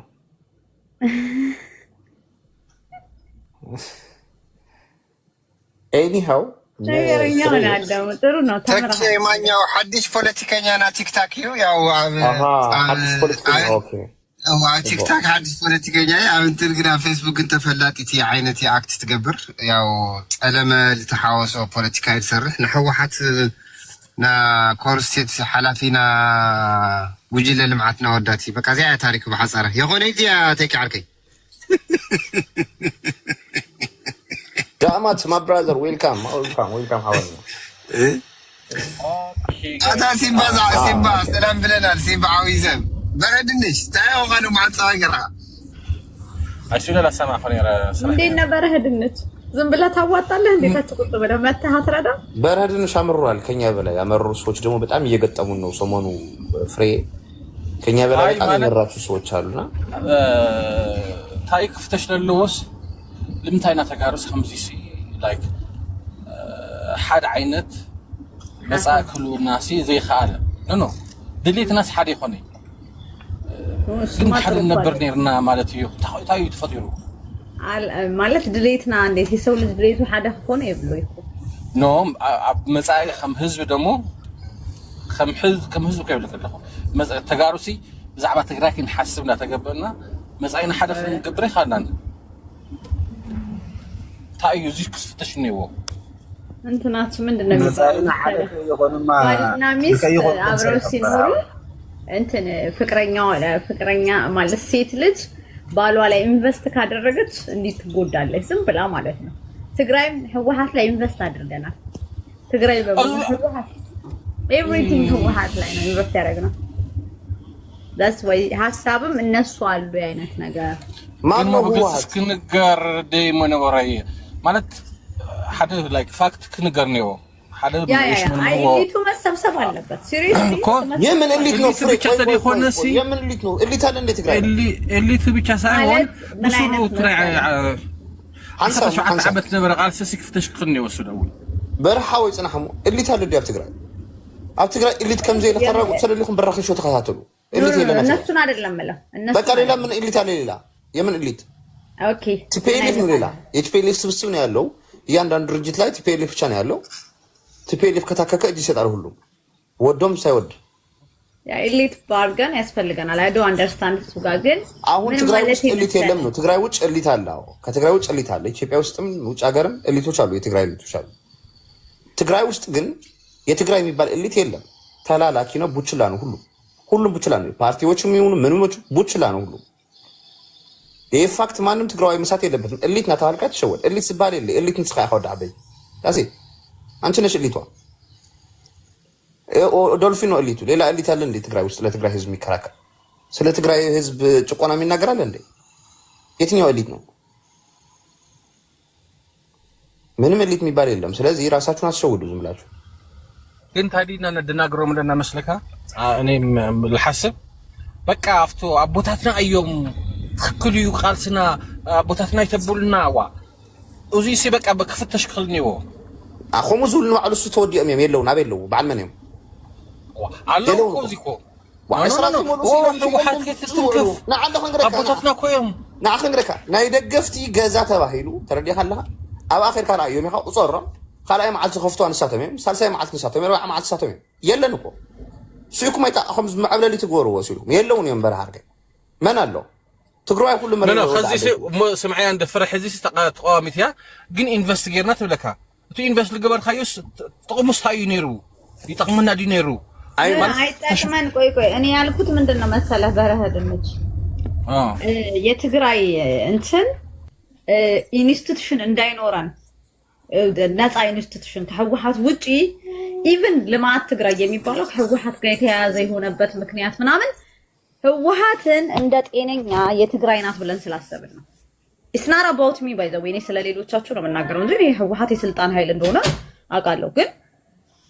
ሞር ተጋሩ ለምሳሌ ቅድም ልጁ ከሚናገረው የሱ ንግግር ብቻ አይደለም ስለ ትግራይ ብሄር ሲለኝ ስለ ህወሓት ማለት ነው ባይ ዘ ዌይ የትግራይ ብሄር ይውልህ ብርሃን በረሃድነች ብሄርተኝነት የትግራይ ለህወሓት በማድላትና ለህወሓት ሴኩሪቲ በመጠበቅ ነው። ተቃዋሚ ነው ልጁ እኮ ቲዲኤፍ ነበረ ባይዘው ልጁ እና እንደዛ ከሆነ አንተ አንድ ነገር ልጠይቅህ እስቲ ፍሬ ስለማውቁ እኮ ተውት ያልኳችሁ እንዴ ይሁን የፈለገውን ይሁን ፒስ ናት እኔ ነኝ ለኤርትራ መሻገር የምችለው ፒስን እንትን እያልኳት አይደለም ግን ስለ ኤርትራ ጥሩ ነገር ነው የኢትዮጵያ ጽምዶን ትደግፋለች ምን ታረጋለች እሱ ኦኬ መደገፋ መጥቷ ነው እኔ ጽምዶ ስላልደገፍኩ እያሳደዱኝ እያየህ ደጋፊ ነው አንተ ተቋሚ ነው እንዳታለኝ ፐርፐዝሊ እኮ ነው እንዲያረጉ ያሉት ባይዘው የሚጽፉልኝም ብታይ ጉድና መተለው እየተከታተሉ ቤት እየከፈቱ ምናምን እስናት የሱ ንግግር ብዙዎቹ የሚናገሩትን ነው ሰሞኑን እሱ ብቻ የተናገረው እንዳይመስል የሚናገረኝ ነበር ጀስት እኔ ኢግኖር ስለማረጋቸው ነው ኤኒዌይ ለማንኛውም ግን የትግራይን ብሄርተኝነት የሚሉት ብሄርተኝነቱን ያሳዙት ከህወሓት ጋር መዳን ነው ብሄርተኝነት እኮ ማለት ህወሓት እና የትግራይ ብሄርተኝነት አንድ መሄድ አልነበረበትም ማዮሪቲ ያረጋን እንደ ብሄር የጎዳን 17 ዓመት ታግለን ገደል የከተተ ድርጅት የኛን ኢንተረስት ሆነ ህልውናችንን አደጋ ላይ የጣለ ድርጅት ነው ለምሳሌ ሀየት ብልጽግና ሲከሰሱ መግለጫ ያወጣሉ ይናገራሉ በኦሮሞ ስም እንዳይቀመጥ ማለት ነው ብዙ ይጥራሉ ህወሓት ግን ሲከሰስ they never deny or ትግራይ ህዝብና ህወሓትን ለዩ ብለው አያውቁም ፖለቲካ ያውቃሉ እነሱ እኛ ዳውን እንደምንካፈት ብሄርተኝነት ምንድነው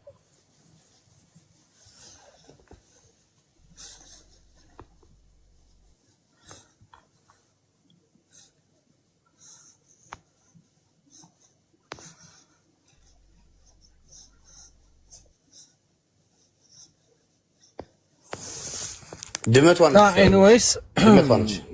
ኤንዌይስ ታዲያ ልገርመካ ደሞስ ሓደ ደጋፊ ሻዕብያ መውፂስ ብብልጽግ መሬት ካኮ ብልጽግና ኮይኑ አይብ ይልካ ገለ ይብለካ ዋ ተማለም እንዲ ምስ ሻዕብያ ኮይኑ ነቱ ትግራዋይ ደሞ አፍሲሱ ሃገር ንክትኸውን ኤርትራ ሃገር ንክትኸውን ሲ እሱ ደሞ ከፊሉስ ናይ ትግራይ መሬት ራያን ወልቃይትን በምሓር ብልጽግና ንክትሓዝ ገበረሲ ሕጂ ተሓላቕ መሬት ኮይኑ መውፂስ ጽምዶዶ መንዶዶ መንደኾንዶ ተዝሕዝነካ ታዲዩ በረሃዋይ ብሰንኪ ህወሓት ምዃኑ እኮ እቶም ፀለእትና ብልዕልና እንዳረም ዘይርድኦ ምዃኑ ሓደ ከዓ ኦልሬዲ ንሕና በቃ ከምዘየለ ቆፂርና ኢና ኣነ ሕጂ ደጋፊ ህወሓት እዩን ዝለንሰ ከምዘየለ እዩ ዝቆፅሮ የለን ተረዲኻ ኣለካ የለን ኦልሬዲ ስኢሉ እዩ በቃ ንሲምፖል እዩ ዝነብር ዘሎ ቢኮዝ መን እዩ ከምኡ ገይሩ እዩ ካብ ደብረ ብርሃን ሰራዊት ሓኒቑ ዝመለሰ ኣናብስ ዝኾኑ ሰራዊት ሓንቁ ዘምለሰ ዘጨፍጨፈ መን እዩ ጉዳይ መን እዩ መን ተሓታቲ ኦኬ ሻዕብያ ንትግራይ ኣትዩስ ዝኩሉ ነገር ዝኩሉ መከራፂ ይውን ዝህዝብስ ከም በሓድሽ ከም ገዛእ ክረአይ ዝገበርስ መን እዩ ቴልካስ ታይሎም መልሱልካ ዜን ክልቲን ሕቶ ጥራሕ ይመለሳልና ሲ በቃ ካሊ ወላ ከንታይ ይምለሰልና ንሕናስ ንብለና ብዓለም ለኸ ዝተሰምዐ ሰራዊት ዓለም ለኸ ተቐባልነት ዝረኸበ ሰራዊት ናይ ክልል ብሶት ዝፈጠሮ ሰራዊት ናይ ሰራዊት ቁመና እውን ዘይብሉ ሲ ከም ናይ ሃገር ሰራዊት ኮይኑ በታ ዓለም ትመርሕ ሃገር ክፅዋዕ ከሎ ሲ እዚ ኩሉ መከራ ንክፀግብስ መን ገይሩ ሆቴልናስ እዚአን ሕቶ ጥራሕ ይመልሱልና በቃ መንይስ እዚ ገይሩ ብልፅግና ዲም ኩልና ሻዕብያ ዲም ኩልና ኣሰራሲሮን ሻዕብያ ባይሩ ወይ ኣብ ብልፅግና ጎረሮ ይበፂሑ መን ተሓታቲ እስኪ ዚአን ይመልሱ ሕጂ ኮንኹም ኦኬ ናይ ህወሓት ደጋፍ ማለት ብሂወት ዘይለሰ ማለት እዩ ሽካን ኣሻንጉሊት ማለት እዩ ሮበት እዩ ናይ ህወሓት ደጋፍ ማለት ዕውር ማለት እዩ ትግራዋይ ብስምረት ኣብ ውሽጢ ናብ ደገን ዝተቃለሰሉ ቃልሲ ብትንትኑ ዘውፀ ፓርቲ ኮፍ ኣቢልካስ ንዑ ለደገፍካስ ጭራሽ ናይ ትግራይ ተቃላሲ ናብ ማንካ ዲ መሃይመይ ናብ ማንካ እንታይ ማለት እዩ ለዛውም ትግራይ ክልል ኮይና ከም ክልል ንኸይትኸውን ዝገበሩ ለዛው ሕጂ ከዓ ናብ ቁሸት ዝቀየሩ ናብ ቁሸት ቀይሮሙ ናይ ቁሸት ፖለቲካ ዘራምዱ ካብ ትግራይ ወፂኦም ሓንቲ ዲፕሎማሲ ክሰርሑ ዘይኽእሉ መራሕቲ እንዳጣቃሲ ናብ ማን ይብስሩ ትግራይ ሃገር ክትከውን እያ ዝብል ተስፋ ዘለዋ ዝብል እንታይ ዓይነት ምሂምና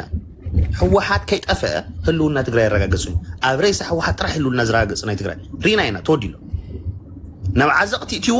ካብ ዓዘቕቲ ወፂኡ ህዝቢ እዚ ከትንፍስ ከሎ ተመሊሱ ናብ ጉድጓድ ስሒቡ ዘእተዎ እዚ ፓርቲ እዚ መን ተሓታቲ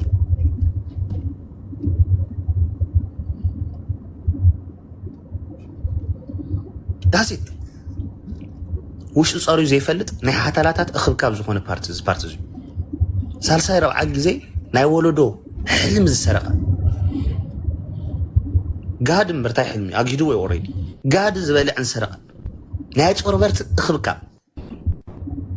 ስርናይ ዝኣር ለዞም ካብ ውርደት ናብ ውርደት ግደፎ መዓድን ሞ ስርናይ ከይተረፈ ዝሓሰኸ ስርናይ ዝኣር ናይ ቆማላት እኽብካብ እዚ ፓርቲ እዚ ነዚ ፓርቲ ዝድግፍ ሰብ ሲምፖል በቃ ሲሉ ሮበት እዩ ሪል ሮበት ኮፍ ኢሉ ክሓስብ ክኽእል ኣለዎ ብሕሊና ንዓኻ መፂእ ካራኸረካ በቃ ንተሓዊ ክከራኸር ዝደሊ ተረዲኻ ኣለኻ መፂኡ እዚ ሚድያ ዘቃ ዝኾነ ኣነ ኣይዶኖ ኩሉ ነገር ከም ዝሓልፍ ዘይርድዕ ዲ ኮይኑ ወላ እንታይ ኣይፈልጥኒ ኣብዚ ሚድያ መፅኦም ጥራሕ ሲ ንስኻ ከምዚ ኢልካ ንስኻ ብልፅግና ገልታት ክብል ጥራሕ ይዝፍትን በቃ ምንም ኮፍ ኢሉ ክሓስብ ዘይኽእል እንታይ ኮይና ከምዚ ኮይና ትማሊ ብሓደ ነንጨብጨብ ነበርና ሕብረተሰብ ከይብል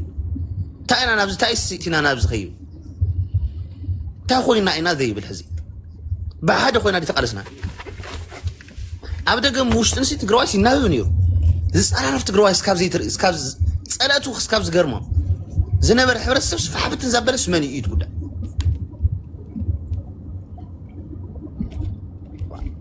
ሸም እዩ ህወሓት ብስሩ እዚ ኮይና ፈንፊና በቃ ከመይ ጌርና ክንዛረብ ከመይ ጌርና ኢና ክንዛረብ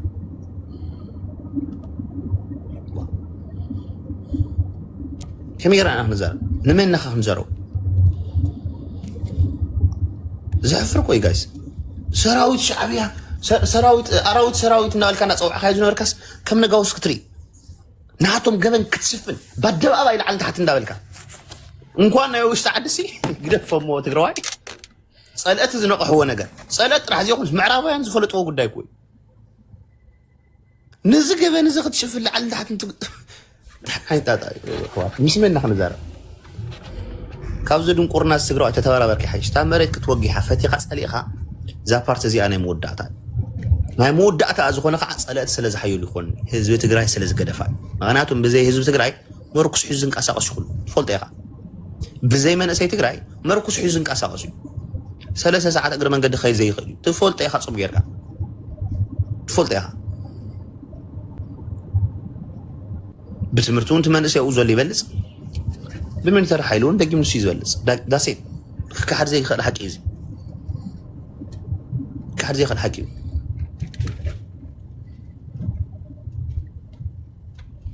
ስለዚህ ሀገር ጭራሽ ሕጅኮ ተናይ መወዳእታ ነጡ ኸይደው ማዘለው በሀገር ደረጃውን ሀገር ከይህልዎ ወላ ካፍታ ሀገር ተቀጸለ ከም ከዳዕ ክረአ ዝገብሮ ፃዕሪ ዝገርመና ካብ ናይ ብሕሎ ዝኩሉ ኮይኑሲ ሕዝስ ኣብታ ሃገር እዚኣ ንባዕሉስ ኣብ ቀጻልነሲ ብብሔር ብሔረሰባት ተገለለ ሕብረተሰብ ክኾኑ ይምስርሑ ዘሎ እዚ ተረድኦን ትግራዋይ زياتهم علم حديرهم حلافهم زي ترف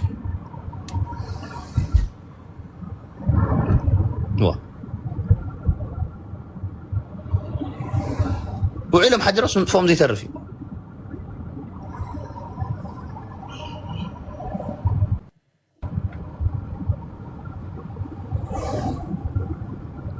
So this is last time for to pay leave. No more. بقولكم نافقتكم. እና አድነው ብትሉ ማታደርኑስም ኖ ጥሩ አድርገው ናፍቆታቸው ጥሩ አድርገው ይጨርሱ። ቅርብ ነው። ናፍቆታቸው ጥሩ አድርገው ይጨርሱ። ብዙሕ ጊዜ ኢልናኩም ኢና ናብ ዛዕዛቕቲ ሒዞምና ከም ዝኣትው ኢልናኩም እናቐድምጂ ኢልናኩም ኢና ጽባሕ ንጎ ግን ኣብዚ መረረፍ መሲ ብልጽግና አቅም የለውም ይላል። ብልጽግና ዋላ ዓቅም እንድሕር ዘይብሉኮ ዓሪፍኩም ከይተቀበሩ ከይትምልከቱ ማለት እዩ። ዓሪፍኩም ነገራት ሽካዕ ዝረጋጋ ናበይ ኸድዩ ተሓሚስኩም ክትሞቱ ኢልኩም ምንታ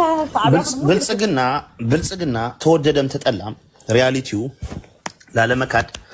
ብልጽግና የትግራይን ህዝብ አላሸነፈ። ያሸነፈው ቲፒኤልኤፍ ነው። ይሄ እውነታ መካድ የሌለበት እውነት ነው። መካድ የሌለበት እውነት ነው። ብልጽግና ቲፒኤልኤፍን አሸንፏል። ብልጽግና ቲፒኤልኤፍ ከአራት ከፋፍሏል። ብልጽግና ቲፒኤልኤፍ አኮላሽቶ የሰፈር ውሻ አርጓታል። ሪያሊቲ ነው። ሪያሊቲ ነው። መጥላት ሌላ ነው፣ እውነት መቀበል ሌላ ነው። ከኔ ጋር ልዩነቱ እሱ ነው። መጥላት ሌላ ነው፣ ሪያሊቲ መቀበል ግን ሌላ ነው። ማን ነው ብልጽግና የተከፋፈለ ያለው? ማን ነው ኃይሉ እያጣ ያለው? ማን ነው መሬቱ ያስረከበው? ማን ነው ቀን በቀን ሰቆቃ ውስጥ እየገባ ያለው? ማን ነው የጠላት መጫወቻ ሆኖ ያለው? ብልጽግና ነው። ብልጽግና እኮ ሻዕቢያን እንደ ኮንዶም ተጠቅሞ ጣለው። ማን ነው የሻዕቢያ ኮንዶም ሆኖ ያለው? አሁን ተናገር፣ እውነቱን ተናገር ይላል አንዳንድ ሰው። እውነት ነው ይሄ ነው። በቃ አጋጣሚ ነው ያወጣሁት ይሄን ቀልባ ይዞ ተናገር እውነቱን። ብራዘር ማን ነው በምዕራባውያን የተደገፈ ያለው? ብራዘርም ማን ነው በየቀኑ ሰፍ ማይል ባጀት እየተሰጠው ያለው? ከአፍሪካ ነገስታት ከአፍሪካ መንግስታት ሁሉ ተለይቶ ለዛውም ቶች የሻዕቢያ ውሽማ የሆነች ፓርቲና ከአፍሪካ መንግስታት ተለይቶ ማን ነው ዘመናዊ አጽዋሪ እየተሰጠ ያለው? ምንድን ነው የምታወራው? ማን ነው ፕሮቴክት እየተደረገ ያለው? ማን ነው በዓለም አቀፍ ዲፕሎማሲ እያገኘ ያለው? ማን ነው ድጋፍ እያገኘ? በየቀኑ እየወጡ ሀገራቱ እየሰማን ነው። ከጎንህ ነን እያሉት ነው። ማን ነው? ለማን ነው የምታደናግረው? ብራዘር ለማን ነው እንደዛ የምትለው ነው? ሰራዊት ሳይቀር የተነሳበት ፓርቲ ይዘህ ምን አይነት ድድብና ነው? ሰው ምን ያህል ስቱፒድ ቢሆነው ይሄን ያህል ርቆ በቃ ደደብ የሚሆነው? ጥቅም ካለው እኮ አባ ከገባው ሰው ጋር አትገግም። ላልገባው ጋር ሂደህ ምናምን ነገር ጥቅም ቢኖርህም እንኳን ማለት ነው ኦኬ ነው። ጥቅም ያለው ሰው እንደዚህ ሊል ይችላል፣ ግም ሊል ይችላል። ግን ካልነቃ ሰው ጋር ነው።